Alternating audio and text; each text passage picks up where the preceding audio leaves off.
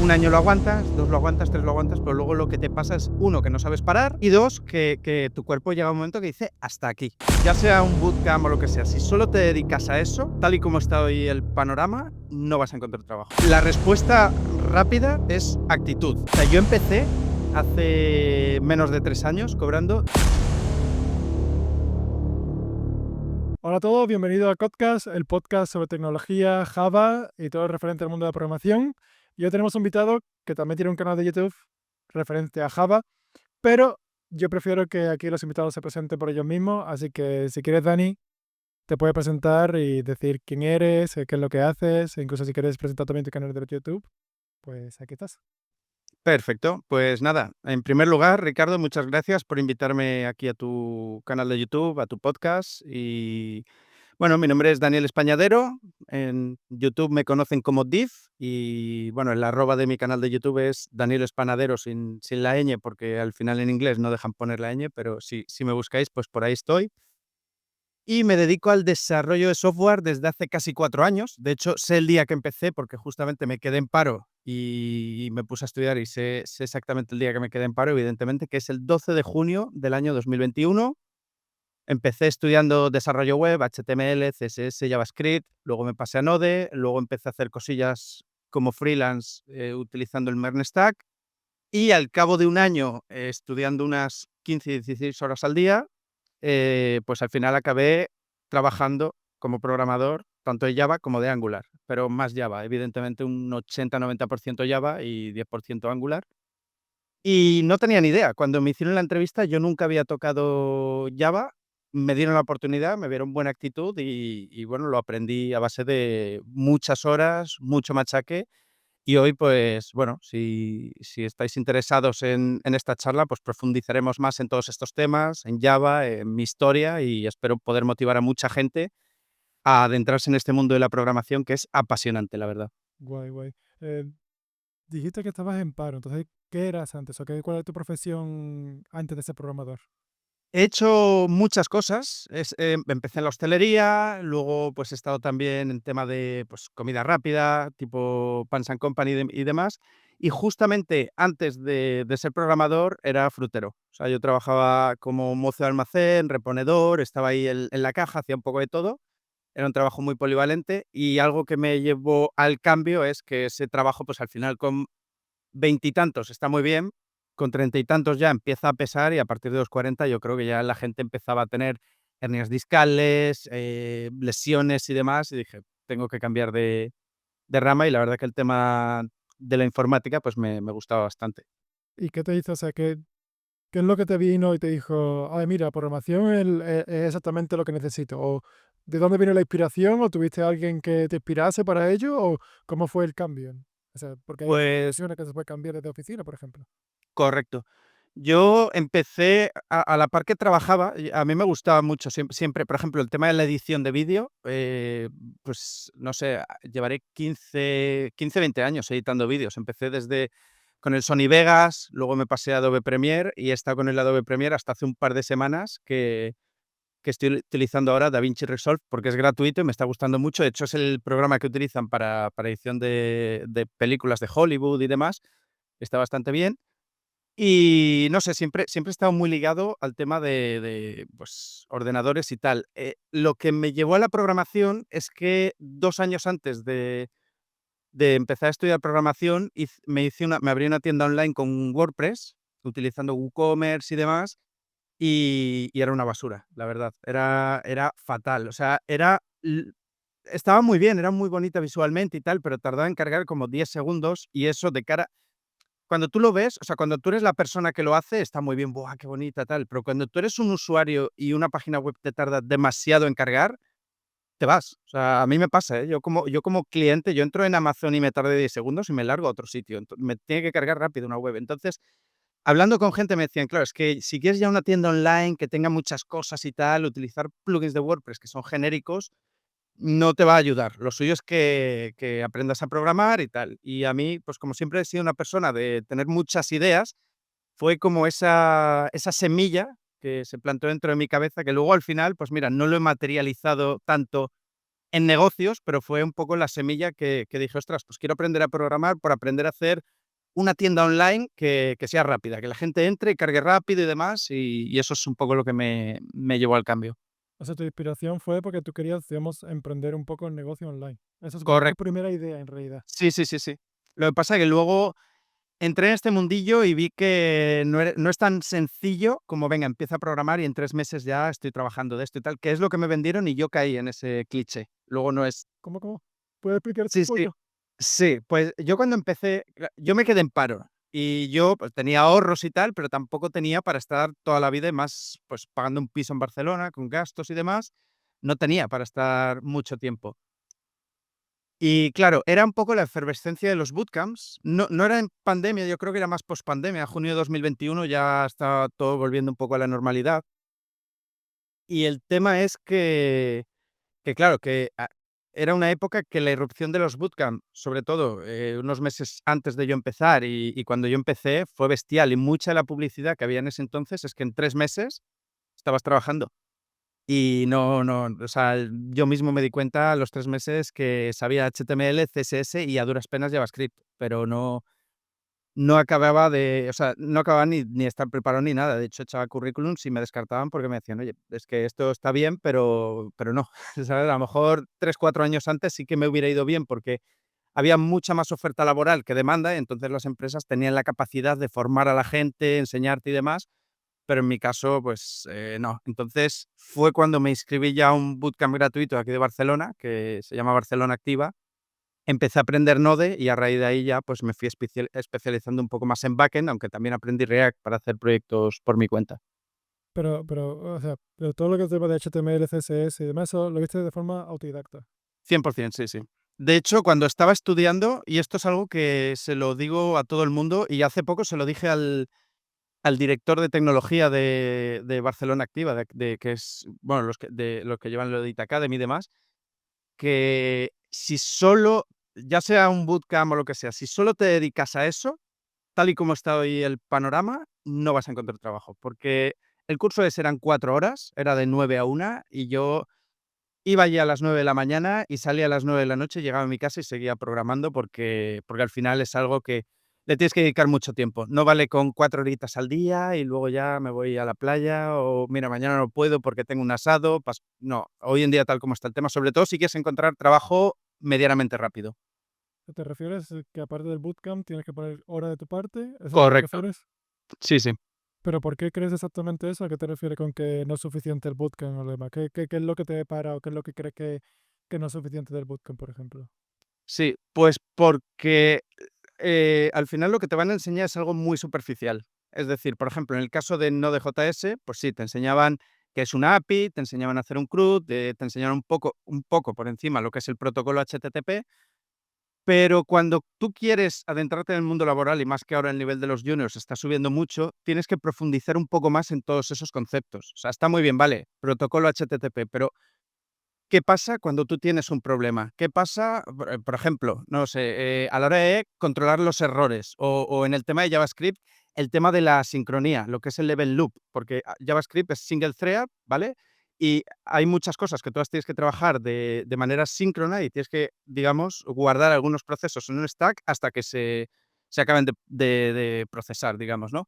Pues todo eso no te lo enseñaban en el bootcamp y es muy importante conocerlo, sobre todo si quieres ser buen programador y hoy en día ya adentrarte en el mundo laboral, porque eso te ayuda a solucionar una serie de problemas que en los bootcamp van a ver muy superficialmente, porque al final te dan mucha información, pero muy por encima. Yo tuve la suerte de que esto era solo Node.js, eran 6 meses de Node.js y estaba bien, pero muchos bootcamps hoy en día te enseñan en 6 meses, HTML, CSS, JavaScript, React, Angular, Node, Vue.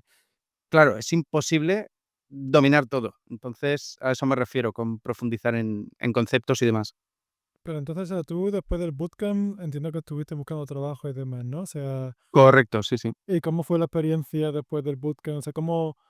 Porque mucha gente pregunta, oye, ¿y si hago un bootcamp? Incluso lo que hiciste tú, ¿no? Mm, Cambiar de profesión y seguir porque hay gente de la misma forma que quiere cambiar normalmente por algo mejor, mm, quiere trabajar de oficina o algo, pero se quedan estancados. Incluso la claro. pregunta hace universidades, de también que los seguidores que tengo, Sí. que tienen universidad y dices, vale, pero yo quiero experiencia, me están pidiendo experiencia y eso, y ¿cómo lo hago? A ver, lo mismo tú puedes decir cómo fue para ti y explicar cómo fue tu experiencia de ser nuevo Pues mira, y demás. la respuesta rápida es actitud.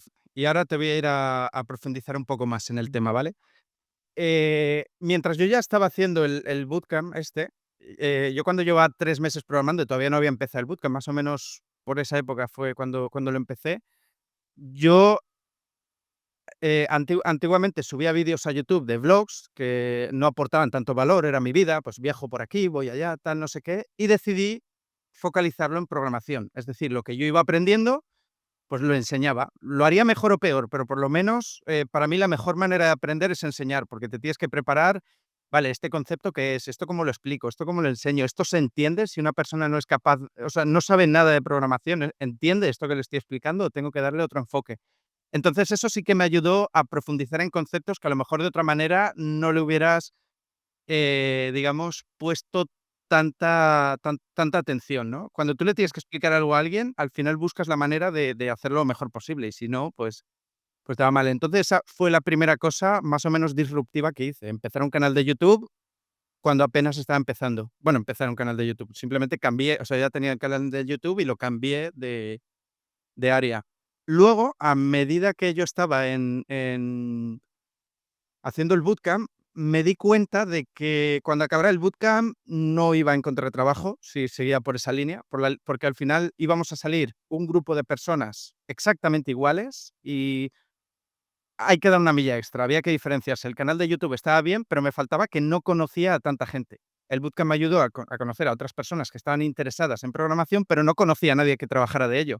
No conocía a nadie que ya estuviera dentro del sector y que me pudiera, digamos, hackear la mente para decirme: "Oye, aprende esto, aprende esto, aprende esto", y así poder adentrarme. Entonces empecé a ir a eventos.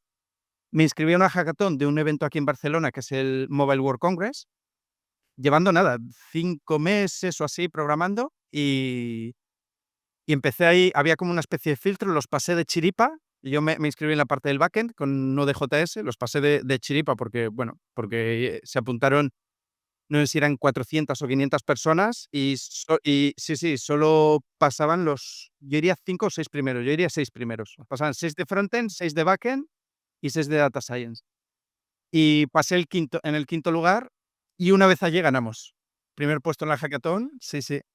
Felicidades, tío, no sabía eso, qué máquina. Sí, sí, sí, está por ahí grabada la presentación, la tengo en el canal de YouTube y creo que al final lo que gustó a la gente es la actitud en la presentación, y eso también me ayudó, uno, a tener contactos, dos, me salieron bastantes entrevistas, no me contrataron de ninguna porque tenía el problema de la experiencia y ahora te cuento cómo lo resolví.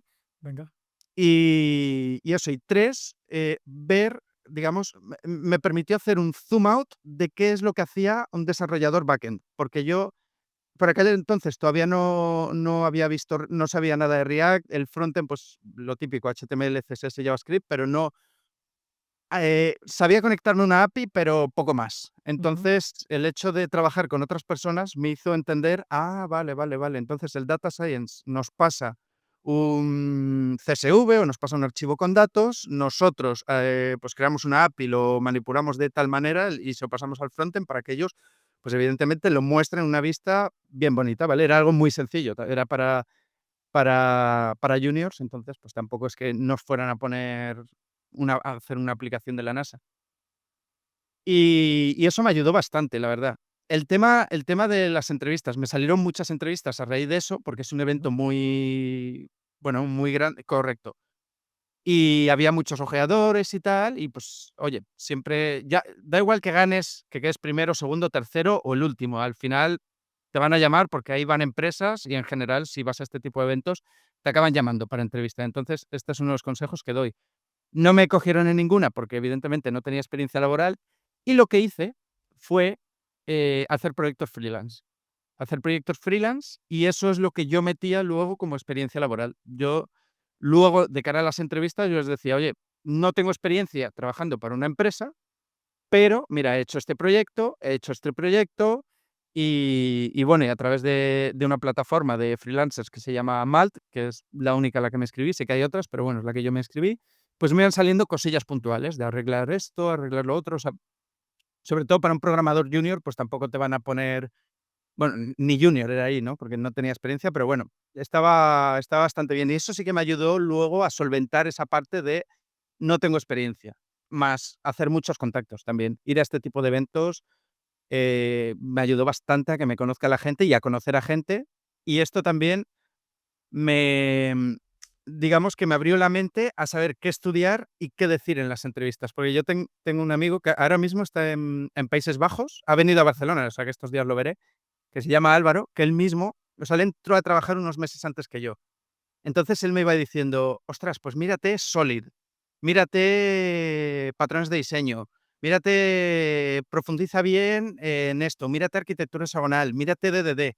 Claro, yo iba a las entrevistas y como primera entrevista yo hablaba de estas cosas. Yo les hablaba de Solid, yo les hablaba de y se quedaban flipando, me dice: "¿Pero tú de dónde has salido?". O sea, lo sabían muy superficialmente, porque Solid, incluso a día de hoy, a medida que pasa el tiempo, lo hay conceptos que en mi cabeza que los entiendo de una manera diferente. No sé si te pasa a ti también, pero a medida que vas, digamos, desbloqueando, conceptos, vida o trabajando más, vas viendo que o lo vas entendiendo un poco diferente. Sí, pero aquí tengo una pregunta porque creo que también en el mercado, yo me puedo dar también tu opinión. Es que parece que como que también tiene la impresión bastante gente que ponen buscamos un perfil junior y te ponen una lista de cosas como de todo lo que tú acabas de mencionar, ¿no? Solid, DDD, TDD, de Spring, Java, ahora también Node y Python. Y es como, a ver, no tengo ni un año de experiencia, estás buscando un junior. Mira, te voy a contar un secreto. Yo ni en aquel entonces ni ahora leo los requisitos. Me da igual. Cuando me llaman digo: "Mira, yo sé esto, esto, esto", y ya está. No lo leo porque ni ellos lo saben. Entonces, yo veo perfil, developer Java, ta, ta, ta, y intento mirar a ver si tiene el salario, porque es la parte que me interesa, y el resto, pues yo les explico lo que sé y si les interesa bien y si no, no. Porque al final ellos van a buscar el unicornio.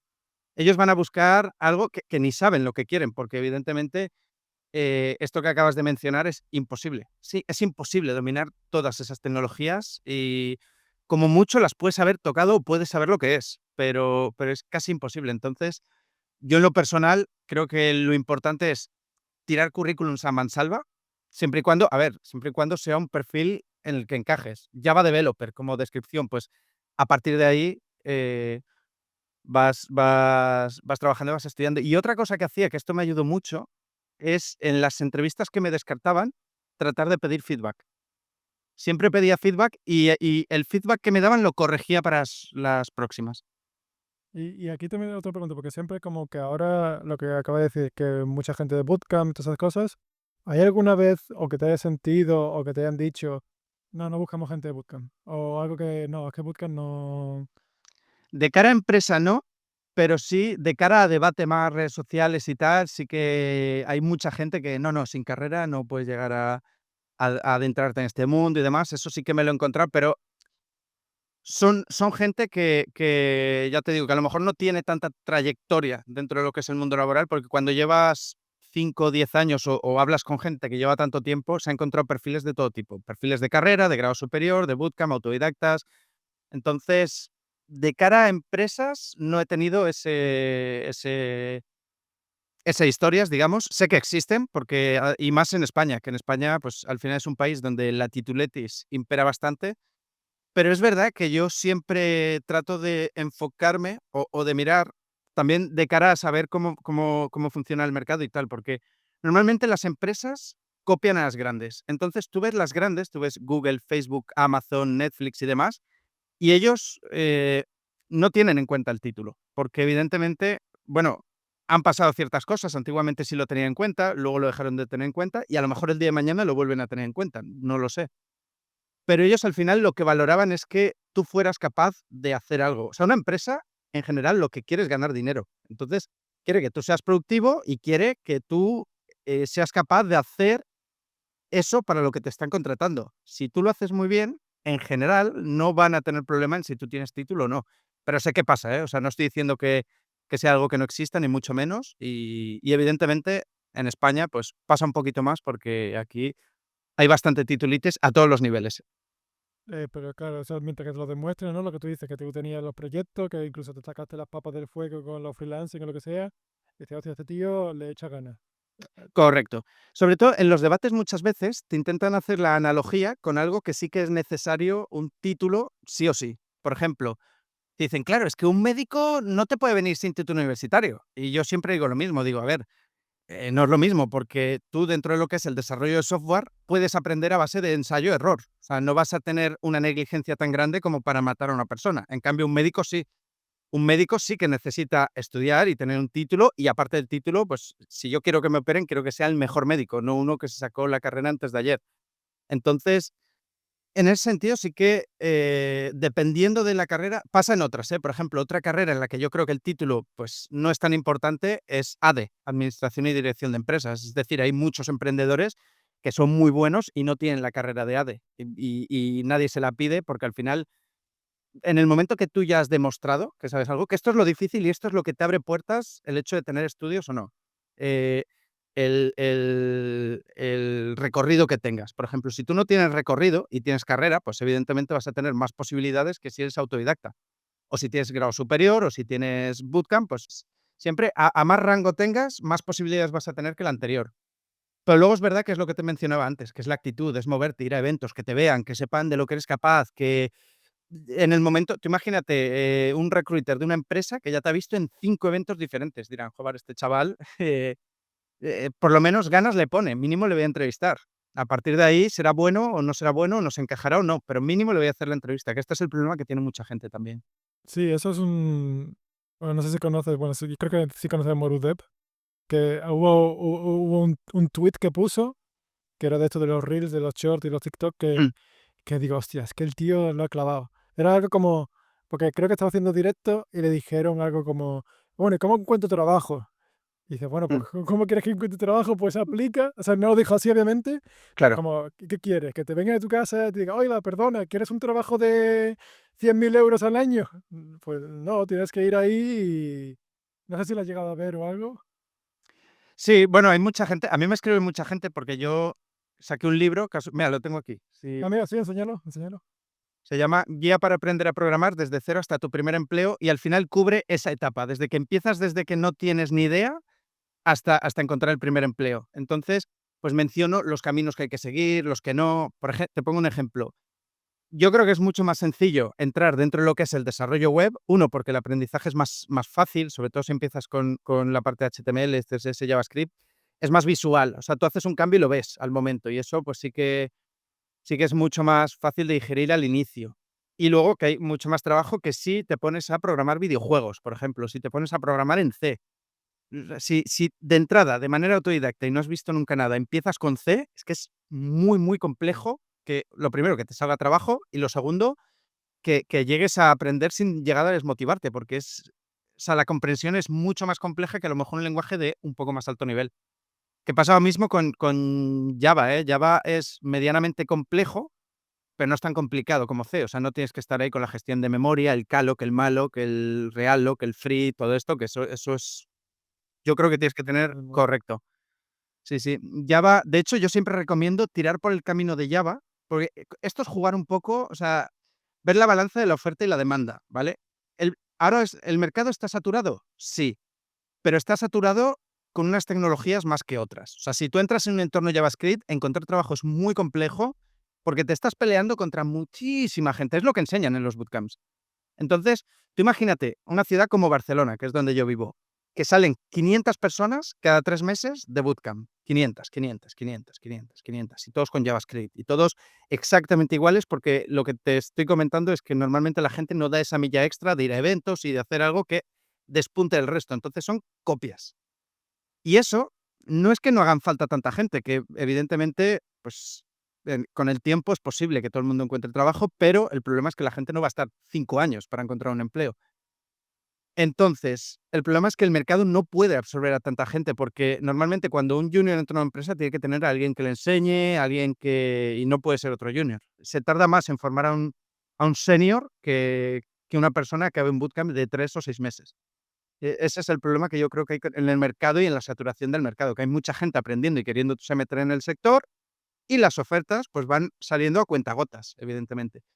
Entonces, uno de las cosas que yo digo en el libro también, es que si tú tiras a Java, a un perfil Java, es verdad que siempre recomiendo lo típico, HTML, CSS y JavaScript, por tener una base de lo que es el desarrollo web, está bien saberlo. A partir de ahí, da el salto a Java. ¿Por qué? Porque no es tan excesivamente complicado. Es un poquito más difícil el camino de Java, pero como es algo que no tanta gente quiere aprender, o sea, la demanda y oferta está mucho más equilibrada que a lo mejor otros lenguajes como cualquier framework de JavaScript que te sale uno cada semana. Java es bastante más estable y es un lenguaje fácil de aprender.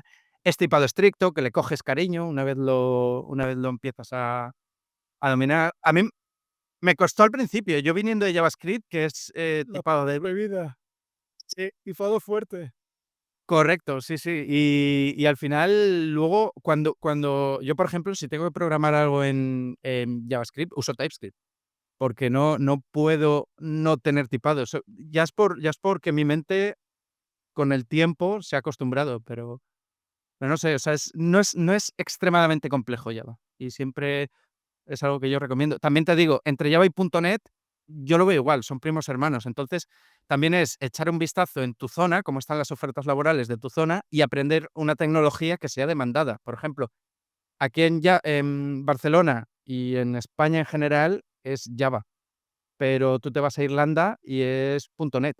Entonces, si yo viviera en Irlanda, pues a lo mejor hubiera tirado por el camino de .NET, porque al final compiten, o sea, es el mismo tipo de empresa, es una empresa más seria, corporate, no es una startup, que es una empresa, un perfil de empresa que el que usa Java o .NET, que bueno, son empresas que para mí que ganan dinero. A lo mejor una startup, viven de, sí, Adventure Capital, patatín, patatán, pero al final una startup, hasta que no se consolida, es humo. Ya imagino. Y ahora que he abierto eso, porque el bootcamp era con Node, Mm, que supongo que era con correcto. JavaScript, ¿no? Con JavaScript. Sí, luego por mi cuenta lo aprendí con TypeScript, pero en aquel momento era JavaScript. Vale, y tú ahora te estás trabajando con Java. Correcto. Y pues bueno, ahora dime, cuéntame. O sea, ¿por qué Java? ¿Qué crees que es mejor? Bueno, mejor, es que esto es otra cosa. Sí, al final son herramientas. Sí, sí. O cuéntame a ver qué te parece después, porque dice que ahora del caja cariño tipado fuerte y eso, porque mm, hay otros también creadores de contenido que le tienen un miedo y bueno, gente que dice Java, es que no lo veo ni que no se lo meten porque están muy acostumbrados a JavaScript y esas cosas. Ujú. Y bueno, pues dime tu opinión, ¿qué crees? ¿Qué te gusta?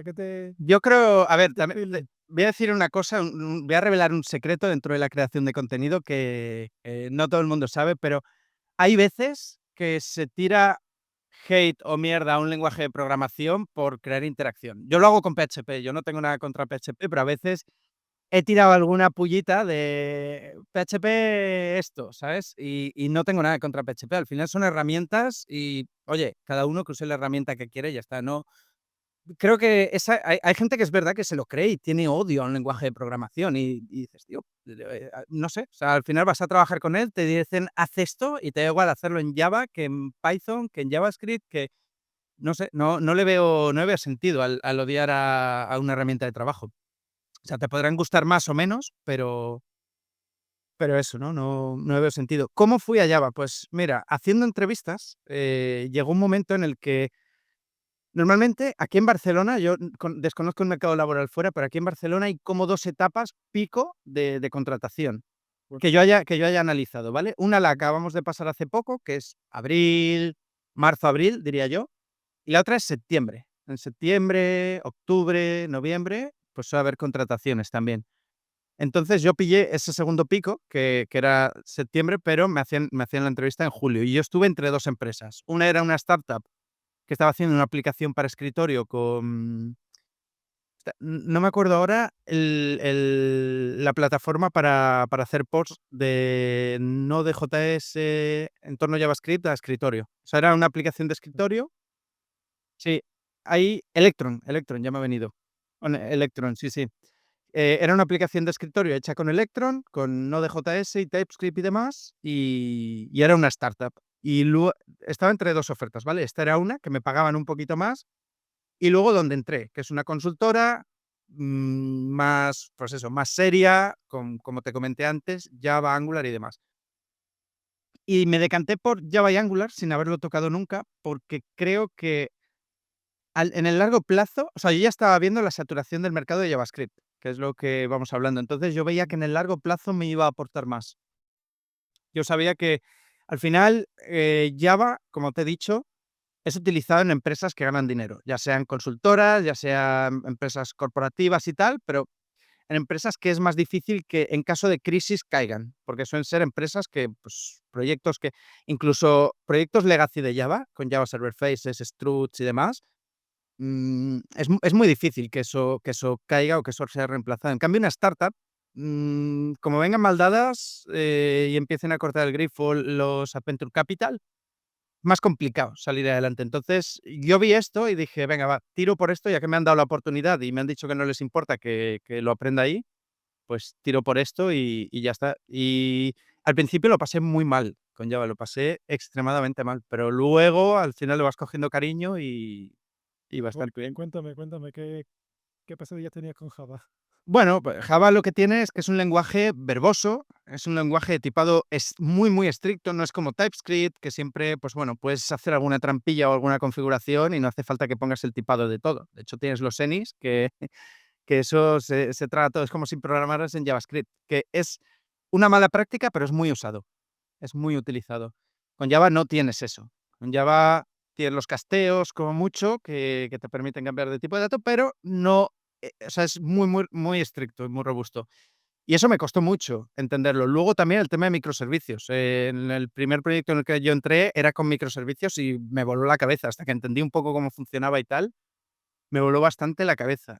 Y y eso, sobre todo hacerme a eso, sobre todo hacerme al tipado estricto, a cuando veía un genérico no sabía lo que era. También existe en TypeScript, pero no llegué a profundizar mucho. De hecho, lo aprendí gracias a tu canal, que tienes una explicación muy buena ahí.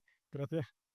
Y no sé, pues eran estos pequeños detalles que en conjunto y cuando te vienen de golpe, pues cuesta bastante, la verdad. Pero poco a poco, pues al final, a base de horas, ganas y mucho esfuerzo, pues lo acabas dominando. También te digo que se me hizo mucho más fácil por saber ya otro lenguaje de programación.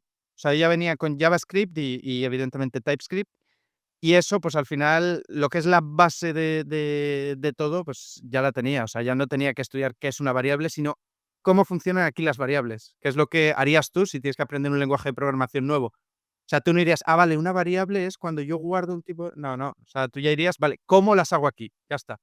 O cómo, a no ser que cambies de paradigma, que es pasa un poco, pero no tanto entre JavaScript y Java. Es verdad que Java es programación orientada a objetos y JavaScript, pues, eh, lo que es la programación orientada a objetos es azúcar sintáctico, no es real, pero bueno, es muy similar el tema de las clases y tal.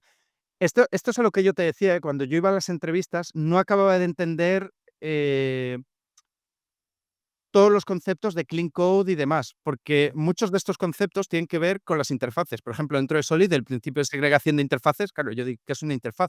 Si yo no tengo ni ¿qué es esto?, ¿sabes? No tengo ni idea. Luego lo empecé a ver con TypeScript poco antes de empezar a trabajar, pero no tenía ni idea. Y es verdad que con TypeScript puedes ver interfaces y demás, pero hasta que no programas en Java o en hay otros lenguajes, como C# y tal, por no desmerecer, que no lo entiendes bien, que no acabas de entender bien, qué es una interfaz y cómo utilizarla bien y cómo te puede y qué es lo que te puede aportar. Y bueno, al final es ese tipo de cosas que es por eso te decía que yo a medida que voy avanzando, que voy desbloqueando, digamos, nubarrones que tengo en mi mente, pues voy entendiendo conceptos que he visto previamente que digo: "Ah, vale, esto era por esto".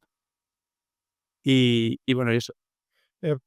Una cosa de que creo que la gente odia tanto a Java es porque cree que es un lenguaje de programación. Bueno, C# no sé, porque tampoco creo que no es tan usado como Java, pero igualmente es porque el lenguaje te obliga a que, digamos, realizar buenas prácticas de tipado fuerte y eso.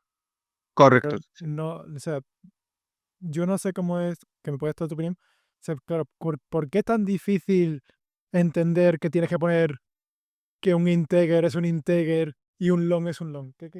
Es algo que yo todavía no sé por qué te resulta tan difícil eso. Bueno, de hecho, no solo eso, sino que eso, entre otras muchas cosas, evidentemente, lo hacen un lenguaje muy, muy seguro y de cara a empresas, pues, empresas de verdad, empresas que manejan millones y que dependen del software que tienen y que, es que es así, o sea, hay programas hechos en JavaScript que te puedo decir, vale, están bien, tal, pero estoy seguro de que no tienen tanta seguridad como tiene Java. Es que Java es un lenguaje seguro y yo esto lo he hablado con gente que bueno, de cierta responsabilidad en empresas potentes, que te dice: "Es que a mí me da igual que un programa sea más rápido o más lento", que Java es más rápido de lo que la gente dice, ¿eh? Es verdad que la gente dice que es súper lento, pero también hay, sobre todo en muchas librerías, muchas comprobaciones de seguridad que lo hacen más lento, pero es que mucha gente dice: "¿Qué prefiero, seguridad o rapidez?".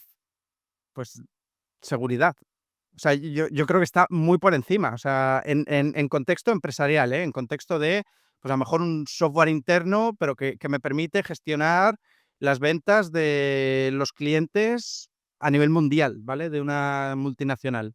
No voy a decir nombre de una o de otra, pero bueno, no sé, es utilizado por lo que decías tú, es el tercer lenguaje más utilizado del mundo, diría yo, tercero o cuarto, no sé, va ahí, pero yo diría el tercero si hablamos de lenguajes de Cuando tú programación. dices seguridad, ¿a qué te refieres? Porque creo que a lo mejor la gente se puede pensar que seguridad es como encriptación o hacking. ¿A No, qué se mira, refiere? por ejemplo, seguridad es simplemente el hecho de tipar de manera estricta ya te impide cambiar el tipo de dato de una variable. Eso ya es seguridad de cara a que eliminas muchos errores humanos. Por ejemplo, tú imagínate en JavaScript una variable que se menciona 2000 veces.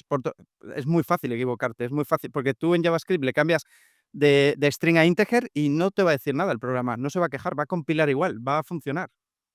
También pasan muchas cosas en JavaScript. Tú sumas 10 en string más uno en integer y te da 101, pero lo restas y te da 9. Y son cosas así medio raras que es por cómo está hecho el lenguaje y bueno, que ya te digo, no, tampoco es por decir esto es mejor que esto otro, ¿eh? Yo creo que JavaScript tiene su uso, evidentemente, y yo lo utilizaría en aplicaciones más pequeñas, que necesitas un desarrollo rápido y que evidentemente, pues a lo mejor el error humano no sea tan fatídico como una multinacional, como un banco o este tipo de cosas que al final, pues sí que necesitan que también hay errores, ¿eh? No digo y hay cagadas Ujú. y hay de todo, pero evidentemente el cómo está construido el lenguaje, pues ayuda bastante a Cuando tú dices seguridad es que te permite omitir o mitigar lo que es el factor humano. Eso es lo que tú dices. correcto, sí, sí.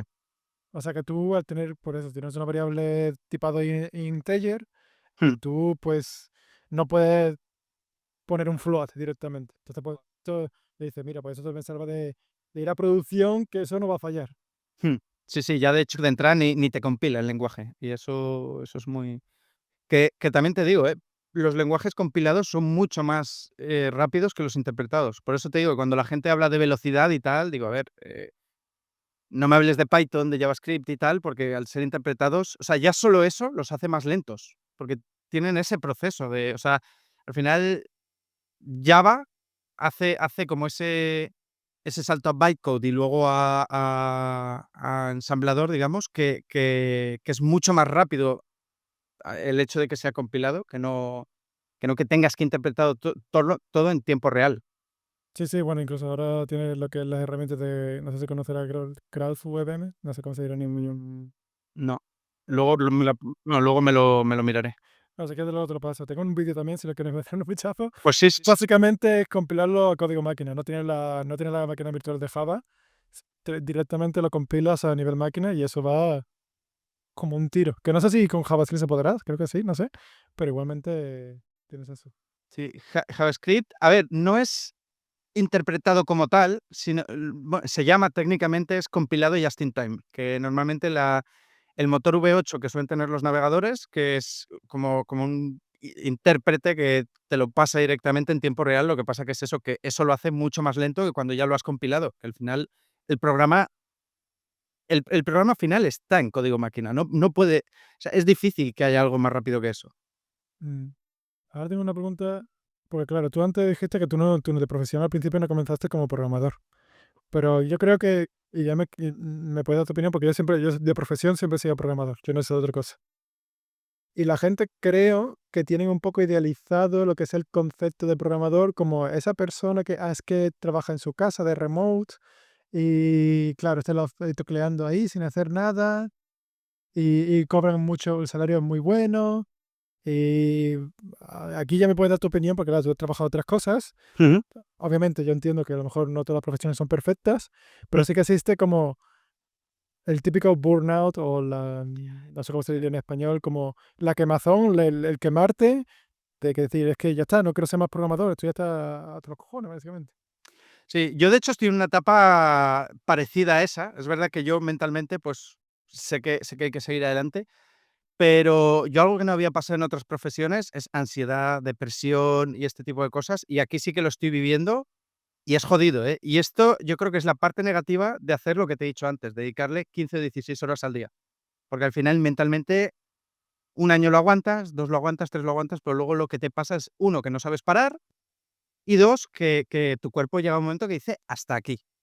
A mí hace un año y medio así me empezaron a dar ataques de ansiedad que yo no sabía ni lo que era. No ataques de ansiedad, yo vivía en ansiedad. Yo estaba a por encima de 100 pulsaciones de normal, de tranquilo. Y lo que me daban eran, que esto, yo no lo sabía hasta que luego fui al médico y me lo dijo, ataques de pánico. Hostia, Que el ataque de pánico es que tú piensas que te estás muriendo literalmente. O sea, yo estaba ahí que yo hubo un día que salí de casa y todo. Yo dije: "Hostia, me está dando un infarto o algo", no sé, y al final eso es ansiedad. Es ansiedad que cuando, sobre todo por la noche me pasaba, pues me dan ataques de pánico y lo que tienes que hacer, pues es desconectar, hacer más deporte y demás. Y luego también viví la típica época de que llegaba el fin de semana y no tenía ganas de hacer nada, que más o menos estoy ahí intentando salir de eso. Y estaba, pues, o en la cama o en el sofá, y me costaba hacer vida. Y eso es el resultado, pues, de haberme machacado mucho tiempo, muchas horas y no tener vida, básicamente, porque lo que hacía era programar, dormir, programar, dormir, programar, dormir. Ahora bien, te digo, si volviera atrás, lo volvería a hacer, sabiendo lo malo que es y todo. Lo que pasa que ahora estoy en ese punto de intentar salir y es complicado, es muy complicado. Y esto en otros trabajos no te pasa a ese nivel o no es tan mental. En otros trabajos tienes eh, por lo menos a mí me pasaba, ¿eh? Cuando era mozo de almacén, pues problemas físicos, ¿no? Te llegaba un camión de fruta y tú tenías que con una carretilla, pues coger un montón de cajas de sandías, melones o lo que fuera, lo movías para un lado, para el otro, tal, era algo más físico. Y es verdad que con el tiempo, pues había muchas bajas, por lo que te digo, hernias discales, gente que tenía a lo mejor se fastidiaba la muñeca, ahora no me acuerdo el nombre de exacto de lo que ujú, es. no te preocupes. Pero bueno, no sé, al final cada tipo de trabajo, pues, tiene evidentemente su desgaste. La parte a lo mejor que más se asemeja es, de cara al público, que también lo he hecho, de estar en una caja atendiendo a clientes y tal, y viene uno, se queja, acabas bastante cargado, pero no al nivel de la programación. La programación es estrés puro y duro, y sobre todo las metodologías estas que, o sea, el tema está en que la programación tú tienes que estar demostrando prácticamente día a día lo que vas haciendo, sobre todo con Scrum o todo este tipo de metodologías Agile, que yo creo que no siempre es positivo implementarlas, no en todos los proyectos encajan, pero bueno, como se pone de moda, esto es como los microservicios, se pone de moda y te lo meten en proyectos que no tienen Y por ya, qué. Sí. Sí, sí. Entonces, claro, este tipo de metodologías yo creo que estresan bastante, porque te ponen unas deadlines normalmente más ajustadas de lo normal, que esto no debería de ser así, ¿eh? No, o sea, yo creo que cuando te ponen deadlines más ajustadas de lo normal, es que hay alguien que no está haciendo bien su trabajo. Esta es mi opinión, pero vamos, que es así, ujú. porque bueno, o sea, es algo que pasa mucho y generalmente pasa con el rol que yo más odio, ¿no? Que suele ser gente managers y demás no técnicos. Cuando hay un manager no técnico en un proyecto, y lo he hablado con otras personas, o sea, esto no es una opinión que yo haya contrastado 100%, sino que cuando lo hablas con otras personas, todas llegamos a la misma conclusión, y es que es una mierda.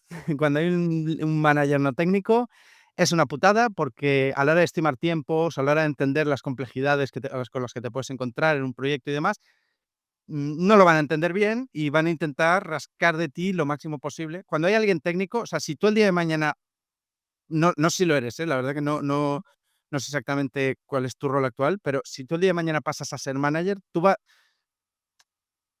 ya vas a tener un bagaje técnico. Tú vas a saber los problemas que puede haber, vas a saber si la gente se está columpiando o no, porque es verdad que dentro de los developers hay muchos que se columpian y te estiman en un mes algo que te lo haces en una semana, y esto también pasa. Entonces, cuando tú eres técnico, tú dices: "No, no, esto, a ver, que es poco más que un CRUD", ¿sabes? No te compliques la vida, pero claro, para eso lo tienes que saber.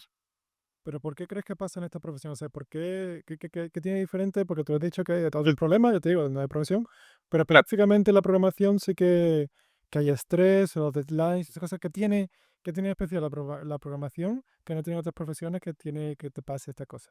Sí, yo creo que la diferencia es que o sea, en otras profesiones no te pagan para pensar, en la programación sí. O sea, en la programación tú tienes que buscar. Es verdad que hay otras personas que piensan, a lo mejor el tema de la arquitectura, el tema de, pues, cómo se tiene que, digamos, cómo tiene que ir construido el proyecto, cómo se tiene que programar, pero a la hora de desempeñar una tarea, tú tienes que pensar y plantear cómo hacerlo de la forma más eficiente posible. Y eso es un desgaste mental y psicológico que a lo mejor en otras profesiones no tienes. En otras profesiones llega el camión por la mañana, lo descargas, lo guardas la fruta en la cámara o donde toque, es muy rutinario y nadie te paga por pensar, entonces no es tan mental, pero cuando sí que tienes que pensar, tienes tiempo en contra y sobre todo que desarrollar, pues, de la manera más ágil posible, evidentemente creo que para mí, que ya te digo, me puedo estar equivocando, no tengo, digamos, un estudio que avale esto, pero yo creo Ujú. que van por ahí los tiros, ¿no? Que es mucho más mental. Y luego, por otro lado, el hecho de que estás todo el día sentado. Eso, para mí, mentalmente, es como si a ti te encierran en una jaula, ¿sabes? Estés en casa o estés en una oficina. Para mí veo peor el tema de la oficina. Yo creo que desgasta mucho más mentalmente porque tienes un trayecto de por medio que poca gente tiene la suerte de vivir al lado cerca. Entonces, claro, tú imagínate estar todo el día ahí sentado delante de un ordenador y aparte lo que te he dicho, tienes que estar pensando en resolver una tarea y sí que tienes que pensar resolverla de una manera lo más eficiente posible. Y bueno, no sé si lo quieres también comentar un poco, quizás, el síndrome de impostor, o cómo fue incluso para ti tu forma de personal, de porque es muy común que la gente sufra mucho del síndrome de impostor. Y no sé si, supongo que en otras profesiones no pasará tanto o no es tan agudo como siendo programador. O- Claro, yo vengo de profesiones no técnicas o no cualificadas, entonces tampoco te sabría decir si en todas las profesiones pasa lo mismo. Pero yo me he encontrado los 2 tipos de perfiles, ¿eh? O sea, yo me he encontrado gente con el síndrome del impostor y gente con un ego por las nubes. O sea, me he encontrado ambas cosas y ambas son igual de malas. Incluso te diría que la del ego por las nubes peor, porque se hace muy difícil trabajar con una persona así y ya te digo que te lo encuentras y es complicado. Pero, sí que te diría sí que lo he vivido, el síndrome del impostor, y lo vivo, ¿eh? Lo he vivido y lo vivo. Y la única manera de salir adelante de eso para mí es tratar con otras personas. Tratar con otras personas porque digamos, desde tu perspectiva, nunca va a ser suficiente. Siempre vas a ver, eh, ya te digo, siempre vas a ver que te queda mucho por aprender, mucho por hacer y tal, y no sueles ver lo que has recorrido y en el tiempo en el que lo has hecho. Y esto es muy importante. A mí me ayudabas a pasar o a convivir con el síndrome del impostor, pues el hecho de hablar con otras personas y el decirme: "Tío, que tú, joder, tienes tu canal de YouTube, vas subiendo cosas que a lo mejor no todo el mundo, es capaz de compartir o de hacer". O sea, subes un vídeo de arquitectura hexagonal, de Spring Security, de esto, de lo otro, tal, tal. O sea, ahí ya estás demostrando que sabes y que vales. Y a mí, claro, cuando me dicen eso, digo: "Hostia, pues te lo compro", ¿sabes? Cuando una tercera persona te conoce, te puede orientar en ese sentido. Yo creo que por eso también es importante socializar. Sí, pero es siempre esta sensación de nunca es suficiente, ¿no? Claro, Puedo aprender todo Solid, todo DDD, todo Spring Framework entero, de todos los módulos, de todo no sé qué, las librerías de Java, todo. y es como, joder, es que esto no se va a terminar en la vida. Y Claro. Luego, también por otro lado, quien más prospera no suele ser el mejor, generalmente. Quien más prospera es el que mejor se mueve, es el que mejor porque hay mucha gente, esto en España pasa mucho, yo lo he hablado con otras personas, incluso en entrevistas que he hecho en mi canal, a gente que se dedica más a ver el tema de salarios, consultorías y demás, pero hay mucha gente que a lo mejor lleva 10 años de experiencia y está en 40.000 o 35.000 y dices: "Hostia, Mm, es bastante poco". Y luego ves otros que llevan 3 4 años y están en 40 45. Entonces, ¿cuál es la diferencia entre una persona y otra? ¿Que una es mejor que otra? No, que una se ha sabido mover mejor, o se ha sabido valorar mejor, o un montón de cosas. A mí me pasa, ¿eh? Yo, por ejemplo, incluso a día de hoy, yo hago una entrevista y cuando me hablan de expectativas salariales, pido menos de lo que yo creo que debería de pedir. Y eso es síndrome del impostor. Eso es de mucha gente me dice: "Tío, haz lo contrario, pide de más y que sean ellos los que bajen. No pidas de menos que te van a decir vale, o incluso te van a decir todavía menos por regatear", ¿no? Por la dinámica esta que hay, que a veces pides algo y siempre, si pueden rascar algo más, mejor. Entonces, eso es algo con lo que estoy yo actualmente intentando lidiar. También te digo que depende del momento en el que estés. Quiero decir, yo cuando empecé no miraba el dinero. Yo miraba que me saliera un trabajo y ya está, me dieran lo que me dieran, me daba un poco igual. Ahora que llevo casi 3 años de experiencia por cuenta ajena, pues sí que miras el dinero, sí que es, yo te diría, el factor más importante. No es el único factor importante, pero es el factor más importante. Y es verdad que mucha gente como que lo obvia, mira para otro lado, te intentan hacer ver que no es importante y no, no, el dinero es es con lo que comemos al final, ¿sabes? No, eh, yo creo que nadie va a su empresa para verle la cara al jefe. O sea, tú vas para cobrar un sueldo a final de mes y ya está. pero entonces a ti para porque sí que es cierto que el dinero es importante, pero entonces tú no valorarías otro tipo de extras. O sea, para ti lo importante es el dinero y no te importaría, yo qué sé, Dime cuáles, ponme ejemplos. vacaciones, más días de vacaciones, trabajar remoto en cualquier lado, te puedes ir a Tailandia y te bajas de Tailandia, no sé, o algún tipo de seguro, no sé, porque no sé si tendrás familia tú, pero a lo mejor Mm. un seguro para tu familia, no sé, cosas así, o ¿cómo lo ves tú? Pues eso lo valoro más que el dinero, que evidentemente todo se traduce a dinero, ¿eh? Te pongo un ejemplo. El hecho de trabajar en remoto es como una subida de sueldo encubierta, porque te ahorras transporte, que es un dinero al mes, te ahorras tiempo, porque es, imagínate, yo en mi caso no tengo full remoto, pero casi. Yo tengo, o sea, yo voy un día a la semana. Y Mm. ese día que voy es 1 hora de ida y 1 de venida. Y ya pierdo 2 horas de mi vida ahí. Tú imagínate 5 días, que también lo he hecho. Perder, pues, 10 horas a la semana es una locura. Y en el momento que teletrabajas, aunque estés cobrando lo mismo, estás cobrando más por hora dedicada a ese Mm. trabajo y lo puedes dedicar a un side project o a lo que sea. Entonces, es verdad que lo valoro tanto más que el dinero, pero todo se traduce o sea, al final la calidad de vida se traduce al dinero.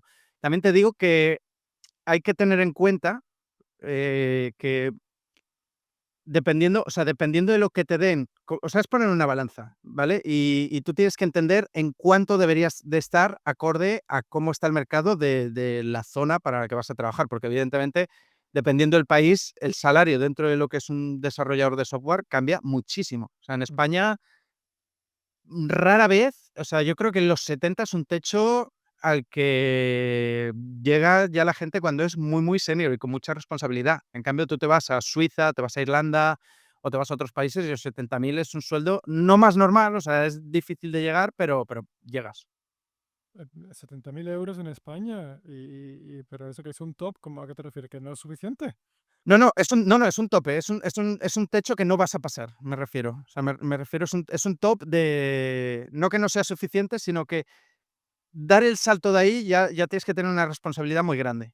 Y tú a lo mejor te vas a Zurich y como junior o poco más que junior, ya pasas ese salario, que es verdad que luego el nivel de vida es más alto, pero dices: "Hostia". Ya, pero ¿qué es lo que tú dices? Que 70.000 euros en España, no 70.000 euros en Suiza. Suiza, No, no, totalmente, totalmente. Pero yo lo decía como que es a lo máximo a lo que puedes aspirar esforzándote mucho y poca gente llega. O sea, la mayoría está muy por debajo de eso, pero, o sea, ¿tú crees que es, viable, pasar los 70.000 euros en España siendo desarrollador? Es que no sé cómo está el mercado en España, porque yo viviendo en Alemania 9 Ya, complicado. años Mm. y no sé exactamente cómo. Bueno, dímelo tú, o sea, dime, sobre todo en Barcelona, porque en Barcelona es como No. un ambiente más tecnológico que Madrid. Sí, yo creo que en Barcelona, un senior en Barcelona, yo creo la media, no te sé, ponle unos 50.000 ya es un buen sueldo, 45, 50 ya es un buen sueldo. Por eso te digo que 70 lo ponía como techo, lo ponía como es Mm, lo máximo que puedes aspirar y ya. Si quieres más de eso, o emigras, o te haces freelance y eres muy bueno, o es complicado, o es complicado. Yo la gente que conozco que ha pasado los 100K son de fuera de España todos. No conozco a nadie que pase los 100K en España.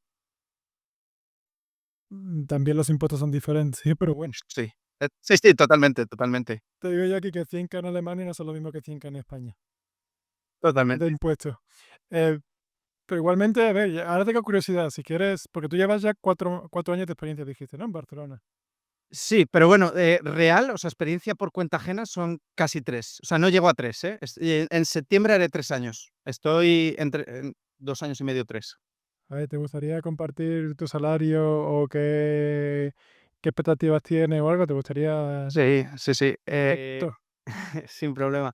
Si quieres te hago un poco el recorrido de hasta donde llego ahora y en el actual te pondré un pequeño abanico también por darme ese juego de si alguien ve este vídeo poder jugar con ese margen, pero va a ser muy pequeño. O sea, yo empecé hace menos de 3 años cobrando 18.000 euros como junior developer y tal, y como te digo, yo en aquella época el dinero para mí era cero, o sea, no tenía problema.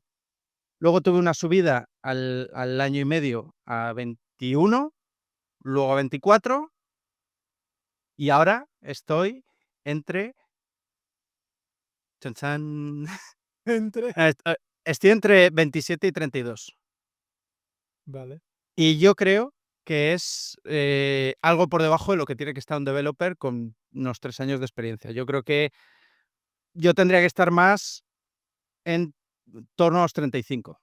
Yo creo que es lo que estoy buscando. Pido 40 porque normalmente, o sea, cuando pides 35 te rebajan bastante. Te suelen rebajar a 32, 30. Entonces yo pido 40, si cuela bien, y si no cuela, pues que me rebajen a 37 y no de menos. Es la estrategia que yo estoy siguiendo.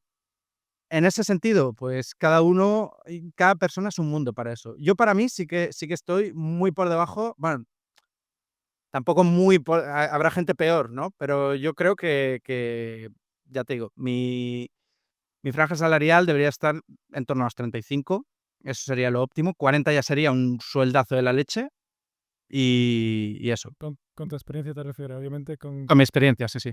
con tu experiencia, con más experiencia tú esperas que sea el salario mejor, ¿no? O sea, Correcto. Sí, sí. que- Y luego hay que tener en cuenta bueno, te pasa a ti y me pasa a mí. O sea, no somos developers normales. O sea, tanto tú como yo, me refiero, tenemos una marca personal detrás, tenemos una dedicación extra, que es el compartir contenido en YouTube, que no todo el mundo hace y que eso te ayuda a crecer no a un ritmo normal. O sea, tú has profundizado en conceptos que si no fueras programador no hubieras profundizado y eso al final, te hace que los años que llevas no sean años reales, porque no es lo mismo una persona que va a su trabajo, hace sus 8 horas y se va a su casa y ya no vuelve a ver nada de programación y no sabe nada, a una persona que va a su trabajo, hace sus movidas y luego va a su casa y hace otras movidas para enseñar en redes sociales y demás. Y eso, pues, yo creo que evidentemente se tiene que pagar. Y no lo he contado, dentro de los 35.000, pero por eso te digo que pido 40 y si cuela, cuela. mm.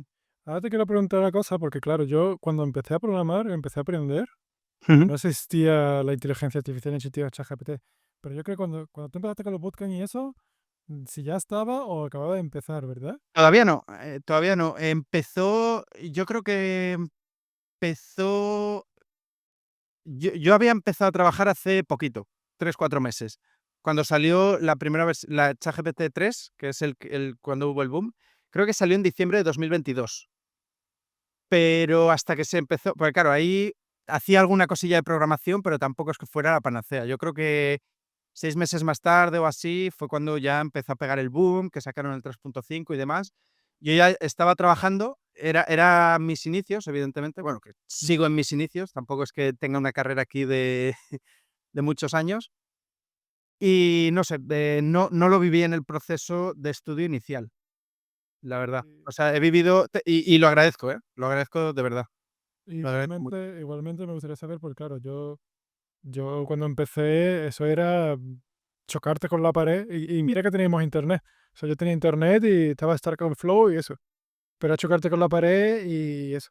Pero a mí me gustaría la experiencia tuya de el desarrollo, cómo ves tú el desarrollo utilizando la inteligencia artificial para un programador que acaba de empezar, incluso dijiste que había salido ya las primeras versiones de Junior y eso, cómo lo usas tú, cómo lo usaste tú, o cómo... Es un arma de doble filo, evidentemente. Yo cada vez me lo intento quitar más, porque llega un momento en el que cuando te resuelve todo, no piensas, no que creo que es el problema que tienen muchos juniors, y eso va a complicar mucho también el hecho de que mucha gente encuentre trabajo, que tiran demasiado de inteligencia artificial. Tú tienes que programar tú tienes que desarrollar tu lógica de programación, tú tienes que aprender a abstraer un problema en partes más pequeñas y a irlo resolviendo poco a poco. Si eso te lo hace ChatGPT, estás vendido. O sea, vas a ir a un trabajo y no vas a saber hacerla o con un canuto sin inteligencia artificial. Entonces, yo de cara a aprendizaje no lo utilizaría para programar, lo utilizaría para que te explique algún concepto, que te ponga algún ejemplo y tal, pero programa por tu cuenta. Y, mira, te voy a poner un ejemplo de una cosa que yo me dio bastante dolor de cabeza y todavía no estaba la inteligencia artificial. Y es verdad que con inteligencia artificial eso te facilita mucho la vida. El tema de generar PDFs con Java, ¿vale? Para generar PDFs con Java, bueno, se hacía a través de, o yo, como yo lo hacía, es a través de Jasper Report. Imaginaba. Sí. Y bueno, es el programa Jasper Report es la librería de Java y el programa es Jasper Soft Studio. Y lo que yo tenía que hacer específicamente, no había una documentación clara, digamos. Entonces tenía que recurrir a YouTube o a Stack Overflow y demás. Y era YouTube, tutorial en inglés complicado, la verdad, tutorial en inglés complicado. Y había que discurrir mucho y había que adaptarlo al caso de uso concreto. Y esto sí que es verdad que con inteligencia artificial, si tuviera que hacer algo, pues te salva la vida, porque le explicas, le pides que te explique cómo funciona la librería para tu caso concreto y te lo va a explicar sin ningún problema. Entonces, ese es uno de los casos en el que yo me rompí la cabeza bastantes meses y la inteligencia artificial, pues te ayuda. Ahora, ya te digo, yo me estoy intentando quitar todo lo posible, o sea, la uso como herramienta, evidentemente, pero no quiero que programe por mí. Me gusta programar a mí, me gusta pensar y me gusta darle vueltas a las cosas y hacer yo lo que tenga que hacer. Evidentemente lo utilizo, ¿eh? No soy anti inteligencia artificial, pero creo que es buscar el equilibrio y creo que en cada punto de tu carrera, la tienes que usar para una cosa u otra. Cuando estás empezando, mi recomendación, no la uses para programar. Cuando ya llevas tiempo, que ya estás cansado de hacer 1000 cosas, úsala, porque te va a volver mucho más ágil, evidentemente, pero tú ya sabes lo que está haciendo. O sea, el problema es que mucha gente está copiando y pegando código sin saber lo que está copiando y pegando, sin entender los conceptos de todo eso. Entonces, claro, cuando eso lo hace alguien que todavía no entra en el mercado laboral, es un poco fake. Es un poco fake el hecho de es lo que te explicaba antes de crear un canal de YouTube para explicar conceptos. Tú a esa persona le dices: "Vale, explícame lo que has hecho", y no va a saber explicártelo, porque ha ido a ChatGPT, le ha pedido hacer una cosa. No sé cómo lo ves tú esto, Aquí a lo mejor podemos discrepar o no, pero yo lo vivo así. Bueno, a mí me gusta mucho porque me quita mucho todo lo que hacía antes de dedicarme un Mm, montón de tiempo, de crear un controlador de otra vez y otro anotación de put mapping y no sé qué. Pues digo, pues que es que ya. estoy cansadísimo ya de hacerlo una y otra vez. Y sí me aumenta muchísimo la productividad. Pero claro, lo utilizo como, vale, créame esto, a ver qué has hecho. No, esto no está mal, lo cambio. ¿Sabes? Pero es Mm. como si Claro, lo adaptas tuviera, a ti. claro, como si tuviese a alguien que diga, mira, prográmalo, lo reviso y listo. Claro, decir, prográmamelo y cruzar los dedos y a ver qué pasa, pues Complicado. por eso, no sé cómo lo harán hoy en día también, sobre todo los programadores junior y demás, que claro, sobre todo con esa, lo que hablamos antes, ¿no? O sea, esa inseguridad de decir, hostia, es que tengo que entregar esto y lo tengo que hacer ya y me está metiendo presión utilizar ChatGPT y tirarlo y ya está. Eh, pues no sé, la verdad, no. Tampoco diría que soy en la piel de que la gente no lo utilice. Es como, no, eso Ujú. es el diablo, eso me parece demasiado, Claro, sí, sí. No, demasiado. no, y de hecho, para aprender es un senior a tu lado. O sea, es tener a un senior, o sea, te ayuda a ir mucho más rápido. A la hora de tú le preguntas un concepto, tú le dices, explícame la concurrencia en Java, y te lo va a explicar de tal manera que si no lo entiendes, le dices, mira, explícamelo para tontos, y te lo va a explicar de una manera muy simple y te va a poner. Entonces, sí, pero eso es a lo que te voy. Para programar, cuando no sabes un concepto y le pides que te haga algo, creo que ahí, sobre todo, claro, tú me has comentado ahora de ya alguien que está en el mundo laboral, que esa persona no tiene que, o sea, no tiene que luchar por entrar, pero una persona que está luchando por entrar con otras muchas, en el momento que te preguntan algo, tienes que saber responder. Entonces, ¿tú cómo utilizas la inteligencia artificial? ¿Tú para documentar, para que te explique el código, para generar código o cómo? Sí, yo generalmente, a ver, yo es que actualmente no estoy, o sea, no estoy haciendo un CRUD desde cero y tal, estoy en una aplicación antigua y bueno, hay que hacer cambios puntuales o lo que sea, entonces no estoy en ese punto de crear algo desde cero y que entonces sí que haría lo que has dicho tú, no voy a crear yo un CRUD desde cero, créame tú el controlador, el servicio y tal y yo lo implemento. Yo ahora la utilizo en varios frentes. En primer lugar, aprendizaje, porque funciona mucho mejor que cualquier otra cosa. O sea, yo quiero aprender un concepto y es a lo que te voy. Si no lo acabo de entender bien, le digo que me lo explique de otra manera, o de otra, me ponga ejemplo, tal, lo intento entender y demás, y a partir de ahí, pues intento yo desarrollarlo a mi manera y ver si lo he entendido bien y demás. Luego, por otro lado, para crear contenido también lo utilizo mucho, porque hay cosas que a lo mejor yo las sé hacer de una manera o las sé explicar de una manera y a través de inteligencia artificial, pues puedo decir, vale, mi explicación no es lo más correcta posible y me la mejora. A ver, siempre, yo creo que siempre, para que sea eficiente, tienes que tener una base de conocimiento. O sea, tú para que a ti te dé un CRUD, tienes que saber lo que te tiene que dar. Tienes que saber qué es lo que le estás pidiendo, tienes que saber todo, porque si no, lo que te dé lo vas a asumir como válido y ya está. Y eso puede ser un problema. Entonces, yo normalmente cuando quiero, por ejemplo, trabajar en un vídeo de YouTube, yo ya sé lo que quiero hacer. Te pongo un ejemplo, arquitectura hexagonal. En la arquitectura hexagonal, el tema de la IA es muy mala, ¿eh? Es muy mala, porque la regla de dependencia no te la sigue bien siempre, da muchos problemas. Entonces, en ese aspecto, yo lo que haría, si la quisiera aprender, es, en primer lugar, mirar documentación, mirar proyectos en GitHub y luego ya preguntarle a ChatGPT, por ejemplo. Pero hay cosas que las hace mal, que las hace verdaderamente mal, y tú las puedes dar por válidas y no te sigue bien la regla de dependencia. ¿La explicación te refieres o el programarlo? La explicación suele ser buena, yo creo que la explicación suele ser buena, pero a la hora de programarlo no. No sigue, por ejemplo, tú dentro de arquitectura hexagonal tienes lo que es el dominio, lo que es la infraestructura y, o sea, lo que es la aplicación y la infraestructura, la última capa, ¿vale? Y la capa interior no puede depender de las capas exteriores. Pues hay veces que se le va la neura y depende de capas exteriores, o en lo que es el dominio, depende de un framework externo. Entonces, esto es un problema. Si tú lo sabes, no hay ningún problema. Porque yo, por ejemplo, a mí me pasa, no sé si lo hablaba contigo el otro día o con quién lo hablaba, que yo sí que decía que no soy un purista, o sea, a mí me gusta conocer todos estos temas de clean code y demás, pero no soy un purista y normalmente lo adapto a mi forma de programar. Yo, cuando programo con arquitectura hexagonal, yo sí que dependo de frameworks en la capa de dominio, pero porque yo quiero hacerlo. Porque, por ejemplo, con el tema de Lombok. Yo uso Lombok en la capa de dominio. Es incorrecto, ¿eh? Dentro de lo que es la arquitectura hexagonal y no puede depender de un framework y tal, pero en este caso, de yo decido programar así, sabiendo que si fuera purista de lo que es la arquitectura hexagonal, no es correcto, pero son cosas que ya una vez lo sabes, tú te adaptas, e incluso normalmente todo este tipo de cosas las empresas lo adaptan a sus necesidades.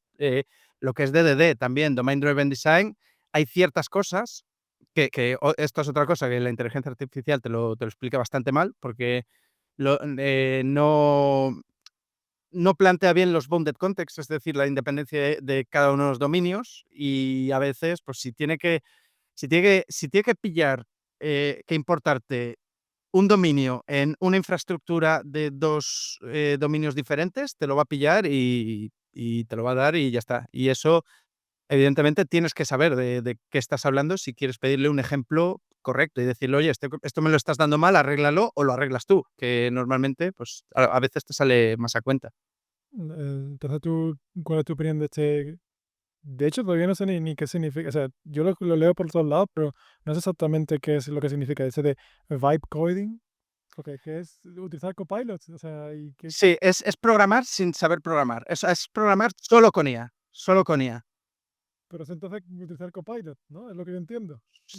Bueno, no sé yo si Copilot, porque Copilot, es como un autocompletador, entre comillas, ¿no? Yo Copilot te agiliza mucho a la hora de programar, porque entiende el contexto de toda tu aplicación y te digamos que te da un una versión, digamos, bueno, también tiene chat, creo, ¿no? La parte de Copilot y le puedes decir vale, pues sí, más o menos sí, un Copilot, pero, o sea, tú le dices a lo mejor: "Oye, hazme una aplicación que yo qué sé, un to do list, ¿vale? Que haga esto, esto, esto, esto", se lo defines bien y tal, y te lo da y tú no escribes una línea de código. Mi opinión, yo, pues, lo que te estoy diciendo, yo creo que hay que tener una base de conocimiento para hacer eso, porque a lo mejor luego el día de mañana tienes que añadir una nueva implementación en la aplicación que te ha creado y y lo vas a tener jodido. Sobre todo, yo creo que el problema no es solo crear una aplicación desde cero, es cuando una aplicación ya empieza a ser grande, ya está funcionando, ya tienes usuarios, ya ahí cuando necesitas hacer una nueva implementación, la inteligencia artificial se empieza a complicar. Se empieza a complicar porque tienes que entender lo que te está dando. Te puedes cargar una base de datos así, si no tienes ni idea de lo que estás haciendo. Pues a ver, entonces aquí la pregunta del millón de siempre. Mm. ¿Nos va a sustituir o no nos va a sustituir la inteligencia artificial? ¿Va a venir Skynet y va a ser el mejor programador del mundo y nos va a sustituir a todos o no? Es im Tal como está ahora planteado, es imposible. Yo creo que no. De hecho, lo expliqué en un vídeo y puedo profundizar un poco más en eso. Venga, vale. En proyectos, lo que es una landing page para peluquería packing, puede ser. O sea, de hecho, ya hay inteligencias artificiales que te crean un frontend muy bonito, te lo despliegan y funcionan bastante bien. Y eso, pues sí, pero eso al final no es la tarea de un programador o de la mayoría de programadores. Eso sí que lo puede llegar a sustituir. Pero cuando tú estás en un programa que tiene, pues lo que hablábamos antes, ¿no? Para una multinacional de 15, 20 años de antigüedad, con cientos de miles de líneas de código, si no millones, que tiene funcionalidades, o sea, de todas esas líneas de código, cada porción es una funcionalidad diferente, que son todos servicios a medida y que se han ido pensando a lo largo de todo el desarrollo y de todos los años. O sea, eso una inteligencia artificial a día de hoy, tal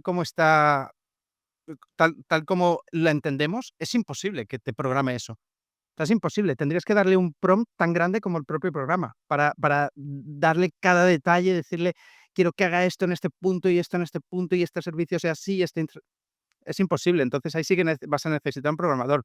Ahora, para ese tipo de aplicaciones, lo que decías tú, pues si tú tienes que crear un servicio nuevo con una funcionalidad, te apalancas en la IA para hacerte más productivo y más rápido. Hay una frase que a mí me gusta mucho que es: "La inteligencia artificial no te va a quitar el trabajo, quien te va a quitar el trabajo es un programador que utilice inteligencia artificial". Eso es lo que yo creo. No sé si estás de acuerdo conmigo en eso o no, ¿cómo lo ves? O yo creo que a no ser que cambie un poco el paradigma de las IAs y salga algo que todavía a día de hoy no contemplemos o no, pero tal como funciona a día de hoy de prompt respuesta, lo veo muy difícil. Yo creo que es una herramienta más de productividad Mm, y te ayuda a ser más productivo. Es como decir, ¿por qué utilizar un IDE si el IntelliJ o el Eclipse o lo que sea, si eso no sirve para nada? Eso no me va a quitar. No, pues esto. No, sí que sirve, es una herramienta mm, y te sirve para ser más productivo y, y obviamente yo creo que se debería utilizar, pero obviamente se tiene que utilizar con un poco de cabeza, decir, oye, pues no puedo copiar y pegar y ya está. claro. Y no, pero vamos, yo lo utilizo, yo no, no, hay gente que lo demoniza y entiendo que por alguna parte lo demonizan por el tiempo de que van a utilizar tu trabajo para Mm. entrenar la inteligencia artificial. Y los software libre para entrenar la inteligencia artificial. Sí, a ver, yo creo que demonizarla es como tratar de ponerle puertas al campo, tratar de ir en contra del progreso. O sea, es algo que ya está instaurado, es una herramienta, lo que dices tú, de productividad, que es muy buena y que ha venido para quedarse. Eso es un hecho. Entonces, tratar de demonizar algo, no sé, esto es como cuando salieron los tractores y la gente se quejaba de: "No, no, hay que pico y pala, y tractores no, que nos quitan puestos de trabajo". A ver, es el progreso, o sea, luchar contra eso es una tontería, es una gilipollez para mí. Ahora bien, hay cosas, o sea, yo creo que con la inteligencia artificial vienen los vendehumos, y eso sí que creo que es un problema bastante grande.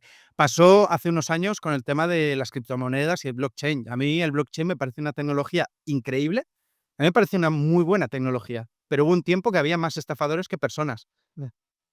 Es que es así, es así. Con el tema de la IA está pasando lo mismo. O sea, yo sé de gente que no se ha dedicado nunca a la informática, ni tiene idea de nada, y de golpe y porrazo, de una semana para otra, es IA consultant.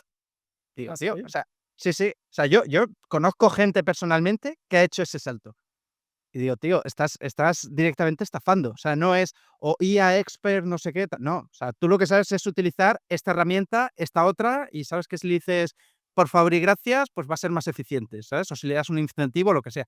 O pero Dios. no me digas experto en inteligencia artificial. Yo entiendo otra cosa como experto en inteligencia artificial. Para mí, un experto en inteligencia artificial es alguien que, o sea, alguien más técnico, a lo mejor, alguien que sepa lo que es un LLM, que sepa cómo entrenarlo, que sepa lo que es una red neuronal, que sepa este tipo de cosas. Pero una persona que sepa usar ChatGPT o que sepa usar V0 o que sepa usar, pues, no es un experto en inteligencia artificial. Experto en herramientas de IA, te lo compro, pero no sé, y cobran una pasta, por asesorar a empresas y te enseñan a crear un agente y automatizar no sé qué, y no sé, yo ahí sí que veo bastante humo y he visto cosas, a veces he visto entrevistas o he visto speech que dan, que digo, es que no tiene sentido lo que estás diciendo. O sea, es una solución que la puedes hacer programando y es mucho más barata que estar gastando tokens en lanzar un prompt a una IA y demás, ¿no? Como por ejemplo, hace poco vi a un consultor de IA que decía: "Buah, a un cliente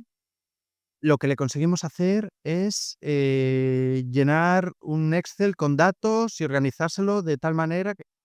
Digo: "Tío, eso lo puedes hacer programando". O sea, no es una solución que te dé la inteligencia artificial, no. Pero bueno, claro, hoy en día le pones IA a cualquier cosa y le puedes duplicar el precio fácilmente. Eso es a lo que me refiero con que hay mucho vendehumo, evidentemente, pero no es algo, yo creo que dentro de lo que es la programación, el 90% de programadores piensan más o menos como tú y como yo. Es una herramienta que, oye, la utiliza, está muy bien, pero tampoco, o sea, a veces se la magnifica mucho y al final, pues, a día de hoy, que yo no digo que mañana salga algo que digas: "Hostia, esto sí que Por culo. sí, sí, esto sí que es heavy", pero a día de hoy se equivoca mucho, tiene muchas alucinaciones, tienes que estar detrás de ella y tener un conocimiento detrás para ver que lo que te está dando es correcto y no la lías. Y sobre todo en un proyecto donde te juegas mucho. Es a lo que te voy. Tú imagínate cagarla en un proyecto que no sé, que lo que te ha dado la inteligencia artificial deja una vulnerabilidad bastante tocha en una empresa que le costaría millones el reparar eso. Pues, no sé yo hasta qué punto. También te digo que los CEO de las empresas a veces meten mucho miedo y mucho hype en ese tema, porque en 2023 sí, van de eso, va de vender. Ellos tienen que vender y a base de vender, pues, en 2023, no sé si el de NVIDIA o no sé quién fue, decía que para 2025 no existirían los programadores. Ahora creo que es en 2027. Y eso, pues, evidentemente, no sé, no lo acabo de ver, la verdad. Ni en 2027 ni en 2030, no lo veo. ¿Qué va a decir si lo que quiero es que compren chips de inteligencia artificial? Sí, sí, sí, ese es el que ya te digo, luego hay gente que sin conocimiento ni nada, verdaderamente lo está haciendo muy bien, está ganando mucho dinero, que es de lo que se trata, y no engaña a nadie. Y eso también hay que decirlo, o sea, no quiero decir que todos sean vendehumos, ni mucho menos. Creo que está pasando, y te pongo el mismo símil de antes, lo mismo que con las cripto. Para mí las cripto, sobre todo la tecnología que hay detrás, que es el blockchain, es una tecnología interesante con la que creo que se pueden hacer cosas muy buenas, porque al final no deja de ser un libro de contabilidad descentralizado, que es, entre muchas comillas, inhackeable. Ya. Y lo que está ahí se queda ahí guardado y se ha utilizado pues, para muchas cosas. Por ejemplo, el título que yo me saqué en el bootcamp que te dije está hecho con blockchain. ¿Ah, sí? Ah, porque Sí. así prueban que realmente es Correcto. tuyo y es intransferible. Ah, interesante. Correcto, sí, sí. Entonces, para ese tipo de cosas yo lo veo bien. Ahora bien, pues hubo un tiempo que, claro, como eso hubo un boom, que la inteligencia artificial yo creo que es un boom mucho más bestia, porque en el mundo cripto quien se metía era gente que le gustaba mucho ese tema, o tema inversiones, tema finanzas y demás. Yo creo que la IA ha traspasado al usuario común. Solo hay que ver que ya los sistemas operativos de móvil, tanto iOS como Android, bueno, iOS todavía no, iOS todavía están pañales, pero los Android ya integran la inteligencia artificial de serie y te hacen muchas cosas por defecto y yo creo que el común de los mortales utiliza inteligencia artificial en su día a día, ya sea para quitar alguna cosa de alguna foto, para generar, fotos estilo Ghibli, ya sea para que ChatGPT te planifique una dieta o lo que sea. Que lo veo bien, ¿eh? O sea, quiero decir que esto es un avance que yo creo que va a cambiar la humanidad tal como la conocíamos hace 5 años. Y hablando de la inteligencia artificial, pues claro, lo que es la inteligencia artificial también nos hace más productivos. Ujú. Claro, cuando te hace más productivo, necesitas menos trabajadores. Correcto. Y cuando tienes menos trabajadores, hay menos oferta de trabajo. Y hay como un pequeño un trend o algo así, o un poco así como que creo incluso vi un tweet de un tío que decía que que ya no, la burbuja de la programación ya se acabó. Y eso. Mm. Igualmente, ya también, a ver, porque tú vives en Barcelona. Barcelona es uno de los centros, si no el centro de tecnología de España. Y creo que todo según entendido, pues estás buscando a ver otro trabajo y qué es lo que hay de ahí por oferta. Estás por lo menos echando un vistazo.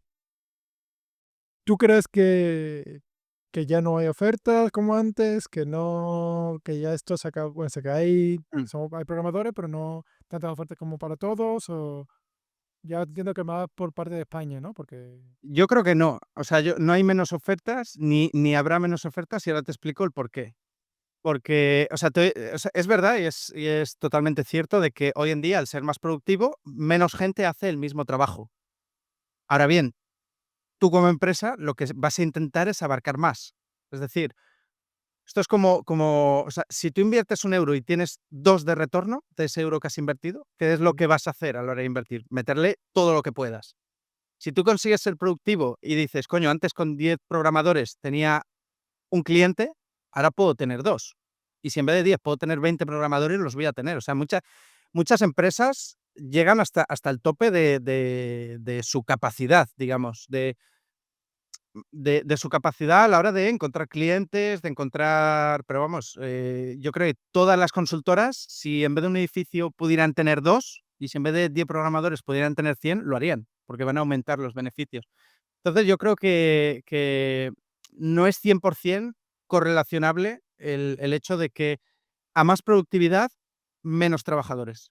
Simplemente a más productividad va a haber más cantidad de trabajo. Es verdad que va a llegar un momento en que cuando esté todo digitalizado y todo hecho, pero yo creo que está lejos ese momento, está lejos. Hay muchos países enteros que no están digitalizados. Hay muchos comercios, hay mucha gente que todavía vive en el mundo físico y no tienen ni página web, no tienen nada que les haga productivos y les pueda hacer escalar su negocio. Entonces, yo ahí creo que esa correlación no la comparto 100% y habrá temporadas, evidentemente. Habrá momentos donde el mercado haga así, luego baje, luego suba, luego baje, porque evidentemente hay que adaptarse y evidentemente no todas las empresas están preparadas para ser más productivas. pero ¿cuál es tu feeling? Porque, Mm. ¿qué es lo que ves tú ahora mismo? ¿Cómo es tu experiencia actual o cómo? Claro, es un poco injusto el hecho de que te diga que mejor o peor, porque evidentemente yo recibo muchas más ofertas. O sea, yo recibo muchísimas más ofertas, pero también tengo más experiencia que antes. O sea, cuando yo empecé a buscar empleo, me llamaban mucho menos, hasta que llegó el momento ese de la hackathon que te comenté, porque evidentemente no tenía experiencia. Cuando no tienes experiencia, los filtros pasas menos. Ya cuando estás llegando a 3 años de experiencia, te empiezan a llamar más. Pero claro, no puedo hacerte O sea, a medida que pase más tiempo, me llamarán más y para más salario, y yo te diré: "No, no, pues sí, a mí me ofrecen más dinero que antes", pero, o sea, no creo que sea por un tema de que la IA nos haga más o menos productivos. Entonces, no sabría decirte, no sabría decirte. Yo creo que ahora el mercado está medianamente saturado, evidentemente. Pero no creo que sea por la inteligencia artificial. Yo creo que ha sido más porque ha habido mucha oferta de programadores y ha superado la demanda, y no en todas las tecnologías, ¿eh? Yo sé empresas que en Java no encuentran gente. Que no encuentra gente, que no hay gente, porque todo lo bootcamp que te refieres es JavaScript, Node, Sí, sí, Mongo, ese tipo de o cosas. incluso dentro de Java, la gente es Java con Spring Boot. Pero hay muchas empresas con proyectos legacy, con Java Server Faces, con Strut, con Tiles y todo eso, que sí, sí, pero hay trabajo de eso. Sí, sí, sí. Hay trabajo. Entonces, mira, aquí va consejo de oro. Si quieres trabajo, aprende Java Server Faces. Ojo, no digo que no dejes de aprender Spring Boot, pero yo creo que hay tanto trabajo para Spring Boot como para esto otro. Y una vez tienes el pie dentro del sector, ya puedes elegir dar el salto y demás. Y yo sé de empresas que no encuentran programadores de tecnologías un poco más legacy. Claro, pero eso es la, ¿cómo se dice? La de esto que se muerde la cola, ¿no? O sea, Sí. te metes en un proyecto legacy, aprendes tecnología antigua, entonces no te quieren en proyectos nuevos, no aprenden tecnología nueva, y no te renuevas, no aprendes más salario, ¿sabes? No sé si me explico, o Ya, no sé. sí, sí. Puede ser, puede ser. A ver, no, todo es un poco lo que veníamos diciendo antes, depende de la actitud que tengas. Si tú te metes ahí y solo haces eso, te vas a quedar estancado. Pero para la gente que piensa que muchas de las personas que ahora mismo están estudiando, o sea, yo conozco gente que lleva 2 3 años y no ha encontrado empleo. 2 3 años me refiero estudiando, o que tienen un grado superior, un grado medio. Claro, pero es por lo que te digo, porque no vas a eventos, no, en LinkedIn no lo tienes bien trabajado, en GitHub no subes nada a GitHub, o por lo menos de manera pública. Claro, el recruiter no es adivino. O sea, el recruiter, si tú no te haces ver, no te trabajas un poco la marca personal, no, ni que sea ponte una foto de perfil, no hace falta que sea. Yo no soy el más guapo del mundo, ni mucho menos, ¿no? Pero, oye, si me tengo que trabajar un poco el GitHub, el LinkedIn y más a día de hoy con la inteligencia artificial, que te lo da casi hecho. Es que tú le dices a ChatGPT: "Oye, quiero un perfil de LinkedIn optimizado para programador con Java, Spring Boot, esta tecnología, ta, ta, ta, ta, ta, ta, ta, ta, ta". Pum. Y eso también lo puedes aplicar a los conocimientos, porque a lo mejor el mercado demanda algo que tú no sabes, pues lo puedes aprender, y lo puedes aprender con ChatGPT. Oye, hazme una lista con el roadmap necesario para encontrar un trabajo de manera sobrada, como developer de Java y Spring Boot. Pues a partir de ahí, puedes apalancarte también y utilizarla en tu favor. Yo veo muchos perfiles de estos que incluso gente que es muy buena programando, pero luego la habilidad más de socializar, de trabajarse redes sociales que van enfocadas en trabajo y demás, pues no lo tienen tan trabajado, y eso es un problema. Es un problema. Para un senior no, pero para una persona que está entrando en el sector sí, porque la gente no es adivina. Pero te refieres a que no trabaja lo que es la búsqueda de empleo o que no trabaja su perfil de programador. No trabaja su perfil de programador en tanto y cuanto a hacer ver a otras personas de lo que es capaz. O sea, yo, mira, alguna vez sí, correcto, venderse, venderse. O sea, yo últimamente hace un tiempo que no hago directo, pero he hecho 3 o 4 directos hace unos meses, y normalmente venía gente muy junior que todavía no había entrado en el mundo laboral. Y yo hubo un momento que les dije: "Bueno, vamos a ver vuestro perfil de LinkedIn". 95% no tenían foto, no tenían descripción, o como mucho tenían programador, no tenían un GitHub, un enlace a su GitHub, no tenían nada. Esto en LinkedIn, ¿eh? Luego te ibas al GitHub vacío. Cero seguidores, cero seguidos, no tenían la foto, no tenían proyecto. Yo, tío, ¿y cómo quieres que te contraten?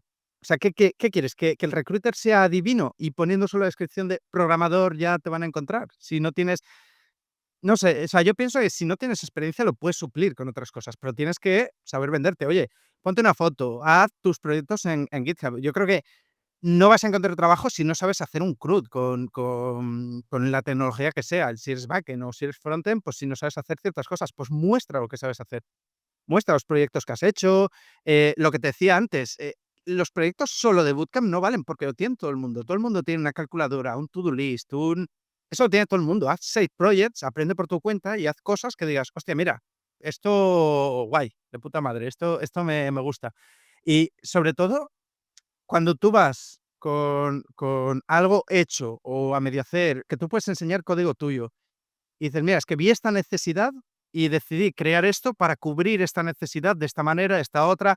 Utilicé esta arquitectura porque", por ejemplo, yo que sé, alguien que está empezando, a lo mejor no se va a meter con arquitectura hexagonal porque es un coñazo y un tostón y algo, pues que pero puedes decir: "Mira, utilicé MVC porque creo que el modelo vista controlador para la aplicación que yo voy a hacer, no hace falta que sea una aplicación extremadamente escalable,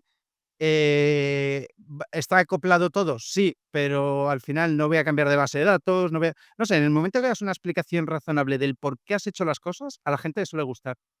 Que yo creo que esta es la diferencia también entre un senior y un junior, yo lo he hablado con mucha gente. Un perfil senior no te dice las tecnologías que sabe, te dice los problemas que ha solucionado y cómo. Un perfil junior te dice: "No, no, yo sé Java, joder, sé lo que es una variable, sé lo que es un método, sé programación orientada a objetos, buah, lo sé perfecto". Un perfil más senior, no, un perfil más senior te dice: "Mira, pues yo tuve esta problemática, yo qué sé, trabajábamos con microservicios y la comunicación era, síncrona y teníamos que implementar aplicación asíncrona para que cuando se caiga un microservicio, pues tenerlo guardado todo a través de Apache Kafka en colas y yo qué sé, ¿sabes? Dar una explicación un poco más convincente y dices: "Vale, esto me gusta", ¿vale? Pues este tipo de detalles es lo que te decía antes con dar esa milla extra, o sea, te lo puedes pulir siendo senior y siendo junior, pero es verdad que siendo junior tienes más la tendencia de hablar de tecnologías, ¿no? Pues sí, sí, buah, yo una clase, pues sí, sé lo que es la herencia, el polimorfismo, el encapsulamiento, la abstracción, tal. Claro, eso con un perfil ya de más tiempo, pues se da por hecho. O sea, dime qué has resuelto, dime qué problema te has encontrado y cómo lo has resuelto, y que normalmente suelen preguntarte ese tipo de cosas. Pero si ya lo haces siendo más junior y tú muestras un proyecto tuyo con la problemática que te has encontrado y tal, llama más la atención. Si yo tuviera que entrevistar, no lo he hecho, ¿eh? O sea, yo no he entrevistado a gente, pero si yo tuviera que entrevistar, yo me quedaría más con un perfil que me diga: "He hecho esto, esto y esto, porque me encontré esta problemática y la solucioné así", que con alguien que me diga: "Mira, yo la concurrencia la manejo, buah, la manejo muy bien, ¿eh? El Threadil Runable lo tengo a la perfección, las variables atómicas, buah, para desayunar". No, hombre, no. Esto no sé, no, o sea, está bien, pero yo me quedaría más con el otro perfil, que me diga un problema al que se enfrentó y cómo lo solucionó. Sí, eso es, lo que pasa es que te lo da mucho más la experiencia, entiendo yo, Ujú. es que realmente te resuelven, o sea, el enfrentarte a problemas que realmente en el mundo real, al final eso te lo da la experiencia, pero siendo un junior, pues no sé, sí, obviamente, pues sí, tener un proyectito que diga, oye, pues te voy a explicar por qué lo he hecho y por qué he utilizado esta tecnología, pues obviamente vende más que decir, bueno, ¿y por qué lo has hecho? No, porque me lo han dicho en el bootcamp. Y dices, bueno, pues chicos, Claro, pues lo mismo es tú que el otro que está ahí también al lado tuyo. Entonces, correcto. pues, Y luego además que van todos con el mismo proyecto. sí, te ha pasado, bueno, tú me puedes comentar. Sí, sí, sí. Bueno, o sea, tú empiezas a ver proyectos de juniors y todos tienen la Poke API o la API de Star Wars, que te han hecho una Pokédex ahí. Esto es más de cara al frontend y de cara al backend, pues lo típico, ¿no? Un CRUD muy básico de lo que sea, o en general un proyecto más full stack, el to-do list típico y tal. Claro, eso es lo que hace todo el mundo. Entonces yo creo que tienes que salir de ahí y ya lo peor de todo es un clon.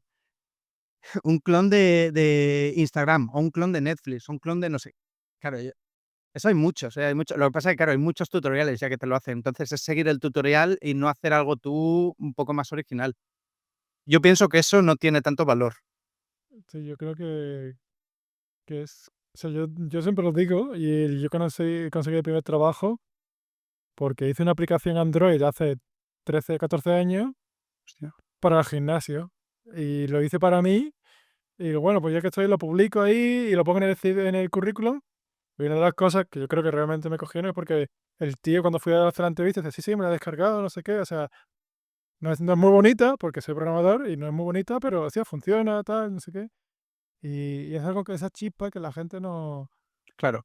Pero al final, fíjate que siempre se reduce a lo mismo. Cuando yo lo hablo con gente y mira, yo no sabía esto que me acabas de explicar. pero siempre hay un caso de gente que ha tenido actitud, que ha hecho algo por su cuenta diferente al resto, como es tu caso, y con una aplicación de gimnasio conseguiste meterte dentro de lo que es el sector. Sí, claro, me ayudó el tener algo, como tú dices, ¿no? Al principio, una actitud de decir, hostia, este tío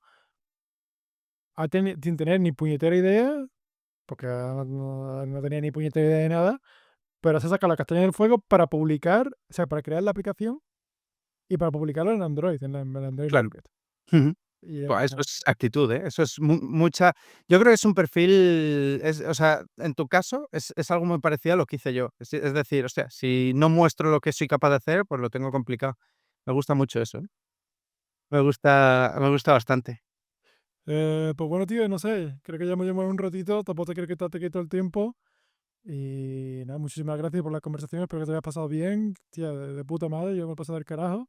Yo también, ¿eh? La verdad que y como te decía antes, y quiero recalcarlo, he aprendido mucho de ti. Creo que tienes un canal muy valioso y es verdad, ¿eh? Mucha gente yo siempre animo a la gente a crear contenido porque creo que es importante, oye, que salga gente nueva, fresca y haciendo, pues, exponiéndose, haciendo vídeos en YouTube, creo que es importante. Y es verdad que hay muchos creadores de contenido que crean contenido que está bien, pero no es tan técnico, no es que a lo mejor es un día en la vida de un programador, o un día haciendo no sé qué, o cómo encontré mi primer empleo, que eso está bien, ¿eh? Y tiene mucho tirón. Pero ya cuando te pasas a algo más técnico, que a mí es lo que más me gusta, por ejemplo, en tu caso, no, es que yo creo que de Java ya lo has explicado todo. Ya has explicado todo y además muy sintetizado, muy bien y me gusta, me gusta. Yo creo que dentro de lo que es Java eres de los top, creadores de contenido. A ver, que tampoco es que haya dentro de lo que es habla hispana, tampoco es que haya una lista, o sea, no es como JavaScript, que pegas una patada y te sale creador de contenido de JavaScript. Pero eso es lo que comentamos, bueno, el otro día también que estuvimos charlando un poco, bueno, cambiando un poco de tecnología y entrándonos un poco más de la vida creadora de contenido. Te penaliza, ¿eh? Te penaliza que si lo explicas en 4 minutos, Sí. pues no, Mm, YouTube quiere que esté el tío ahí 10 minutos y comiéndose el vídeo, pero bueno, no sé, yo hago sí, lo que creo que es correcto y lo que me gustaría haber tenido. Lo haré mejor claro, o no, no, peor, pero totalmente. bueno. Totalmente. Pues yo creo que le has abierto la puerta a mucha gente, ya te digo, yo entre ellos, ¿eh? Yo ha habido muchos conceptos que he aprendido de ti. Ahora me acordaba de genéricos, pero hay muchas cosas que tú vas a Java y pones, vale, ¿cómo se hace esto en Java? O sea, vas a YouTube, perdón, ¿cómo se hace esto en Java? Y tus vídeos son los mejores posicionados en esta tecnología, junto con otras personas, evidentemente, pero algo que me gusta es eso, que es muy sintético y pim, pam, pum, ya está.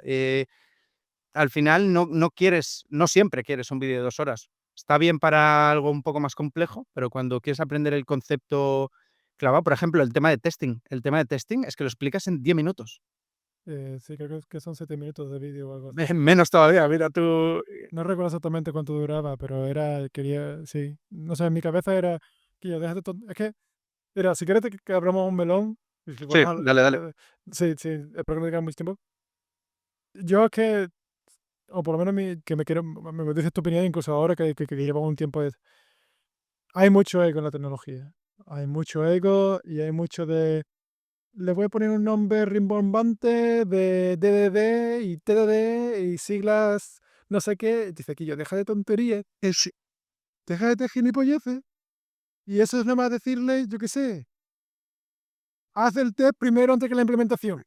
Y Vamos, y le tienes que poner el puto de TDD y ponerle palabritas. Y yo es que y a mí me toca mucho los huevos. Y yo no. bueno, para vender libros y demás. Bueno, y también por otro lado, porque tiene que haber entre comillas, un estándar, una manera de hacer las cosas, yo puedo entender así. Pero es verdad que hay como, no sé, hay 2 tipos de programadores en este sentido. O sea, que por esto, para mí Java, es lo que te he dicho, es de cara a trabajar, a lo mejor mi lenguaje de programación favorito, y de cara, de todos los lenguajes de programación, yo diría que es mi segundo lenguaje de programación favorito. Y es por eso, porque puedes aprender muy bien los conceptos y demás, y está bastante bien, pero es verdad que hay mucha tontería. Al final, lo importante es, uno, lo que hagas funcione.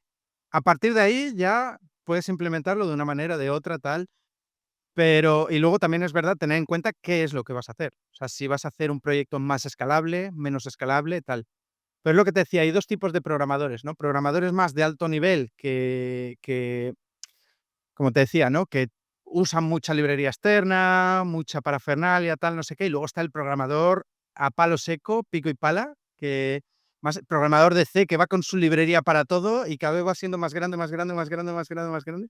A mí C es mi lenguaje de programación favorito, por O- decirte. Java sería el segundo, C el primero. Sí, sí, me gusta, me gusta. Me gusta mucho. Es un lenguaje donde, no sé, el hecho de sí, pero el hecho de el tema de los punteros, control de memoria, todo, o sea, el hecho de que te permita tener un control total de todo y que te permite aprender los conceptos, en mucha más profundidad de lo que lo haces con Java, al igual que Java te permite aprender conceptos mucho más profundos que JavaScript, evidentemente, a medida que vas bajando un poco de nivel. Pero a mí me gusta mucho. Yo ya te lo comenté el otro día, yo cuando antes de irme a dormir hace tiempo me ponía los vídeos de Macigas, que se ponía a programar un kernel desde cero en C. Creo que no lo acabó, pero no sé, me gusta bastante, sobre todo a nivel de aprender conceptos y demás. Lo que pasa que es difícil encontrar trabajo dentro de, o sea, programando en C. O sea, yo mismo ahora me pongo a aprender C y no lo encontraría, porque ahí sí que necesitas mucho, mucho nivel y es complicado. No, se tiene que pagar de puta madre porque creo que C se utiliza más en productos de hardware, ¿cómo se dice? Sí, o hardware, sí, sí, sí. O dentro de software, sistemas operativos y demás, pero es De drivers. Y chungo, ¿eh? sí, Ok. pues el programador de C se crea sus propias librerías desde cero, o sea, van ahí con su printf creado desde cero y cada vez va siendo más grande, más grande, más grande, más grande y tiene un makefile o varios makefiles ahí gigantesco. Y claro, eso a medida que van haciendo proyectos va creciendo, evidentemente, y está bien. A ver, es una manera de programar. Evidentemente no es la más eficiente ni la más productiva. A día de hoy tienes librerías ya lo suficientemente testeadas como para hacer prácticamente todo. Es como el tema de seguridad. Yo no sé muy bien cómo haría un montón de cosas de las que hace Spring Security. Es que ya solo usar Spring Security es complejo. Imagínate cómo hacer lo que hace Spring Security desde cero.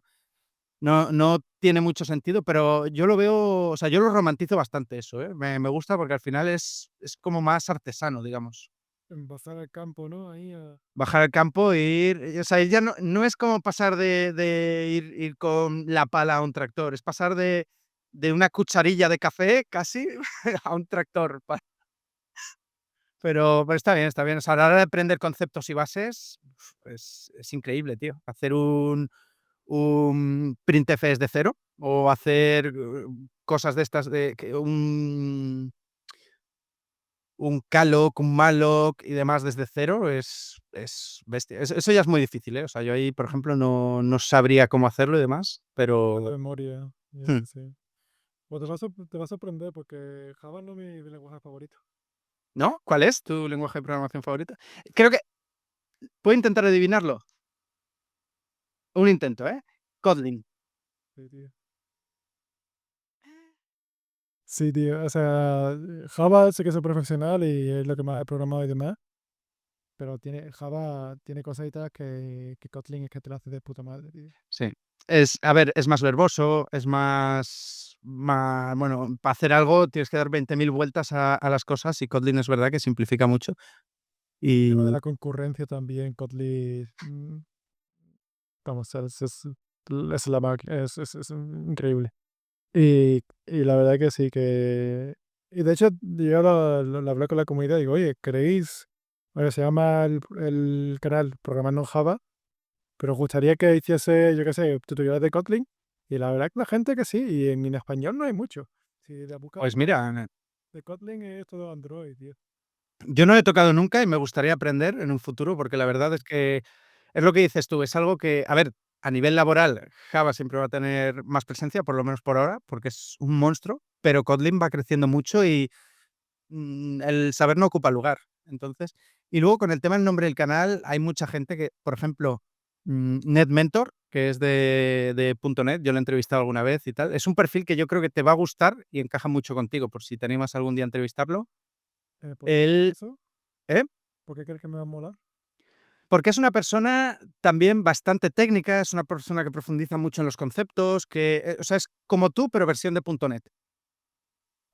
Sí, sí, o sea, yo, de hecho, para aplicar cosas en Spring Boot, me he visto sus vídeos de .NET y luego lo he pasado a Spring Boot. Y es un perfil de programador que es muy muy como tú, y es a lo que hablábamos antes, que no es tanto de salseo y demás, lo toca algo porque evidentemente te da cierta interacción y cierta, Sí, sí. o sea, te ayuda a tener presencia, pero a él le gusta mucho enseñar temas técnicos y demás. Y es verdad que él en su canal también pasó por lo mismo y dejó de, o sea, sigue haciendo cosas de .NET y demás, pero pasó a temas de arquitectura. De hecho, hace poco sacó un libro de arquitectura, que por eso lo entrevisté hace muy poco, por eso te decía que es un perfil que creo que te puede gustar. Y bueno, pues es el salto que ha dado, y aunque él se llame NetMentor, pero oye, a veces, los orígenes están muy bien, pero el dar el salto a algo, y yo creo que en tu caso sería positivo. Aparte, Kotlin y Java son, quiero decir, Sí, se suele meter mucho en el mismo saco, no son lenguajes diferentes, pero sí, me mola, la verdad que sí. pues mira, yo estaré ahí pendiente también de verlo. Aparte que ya te digo, no lo he tocado nunca, entonces sería contenido que yo consumiría. Guay, guay. Pues nada, tío, vamos a dejarlo por aquí porque tampoco te quiero quitar aquí que 2 horas y tampoco te quiero estar aquí toda la tarde. Perfecto, pues nada, muy, muy agradecido por la invitación, y ya sabes que cualquier cosa que necesites, o también tienes las puertas abiertas de mi canal. Creo que eres un perfil muy bueno para charlar. Ya ves que nos hemos tirado aquí, como bien dices, 2 horas, y podríamos estar las que fuera. O sea que creo que ha quedado algo muy interesante, y agradecido por la invitación. Guay, tío, o sea, yo, vamos, igual, con cualquier cosa que te pueda echar un cable o lo que sea, pues genial. Y si me paso por Barcelona o te paso por Berlín, pues nos tomamos un café, una cerveza o te enseño Berlín. Yo viví en Barcelona, pero vamos, igualmente.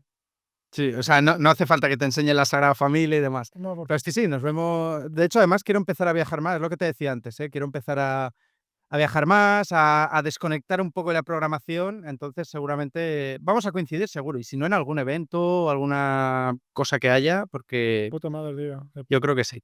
De puta madre, estaría de guapo en verdad conocer ahí, porque también tengo la gente de Madrid. Estaría guapo de algún día hacer eventos así entre todos, pero bueno, ya veremos. Algo haremos, ya verás. Pues nada, tío, muchísimas gracias por todo, muchísimas gracias por la charlita y no te quito más tiempo, ¿de acuerdo? Perfecto. Pues nada, tío, nos vemos, venga. Hasta luego. A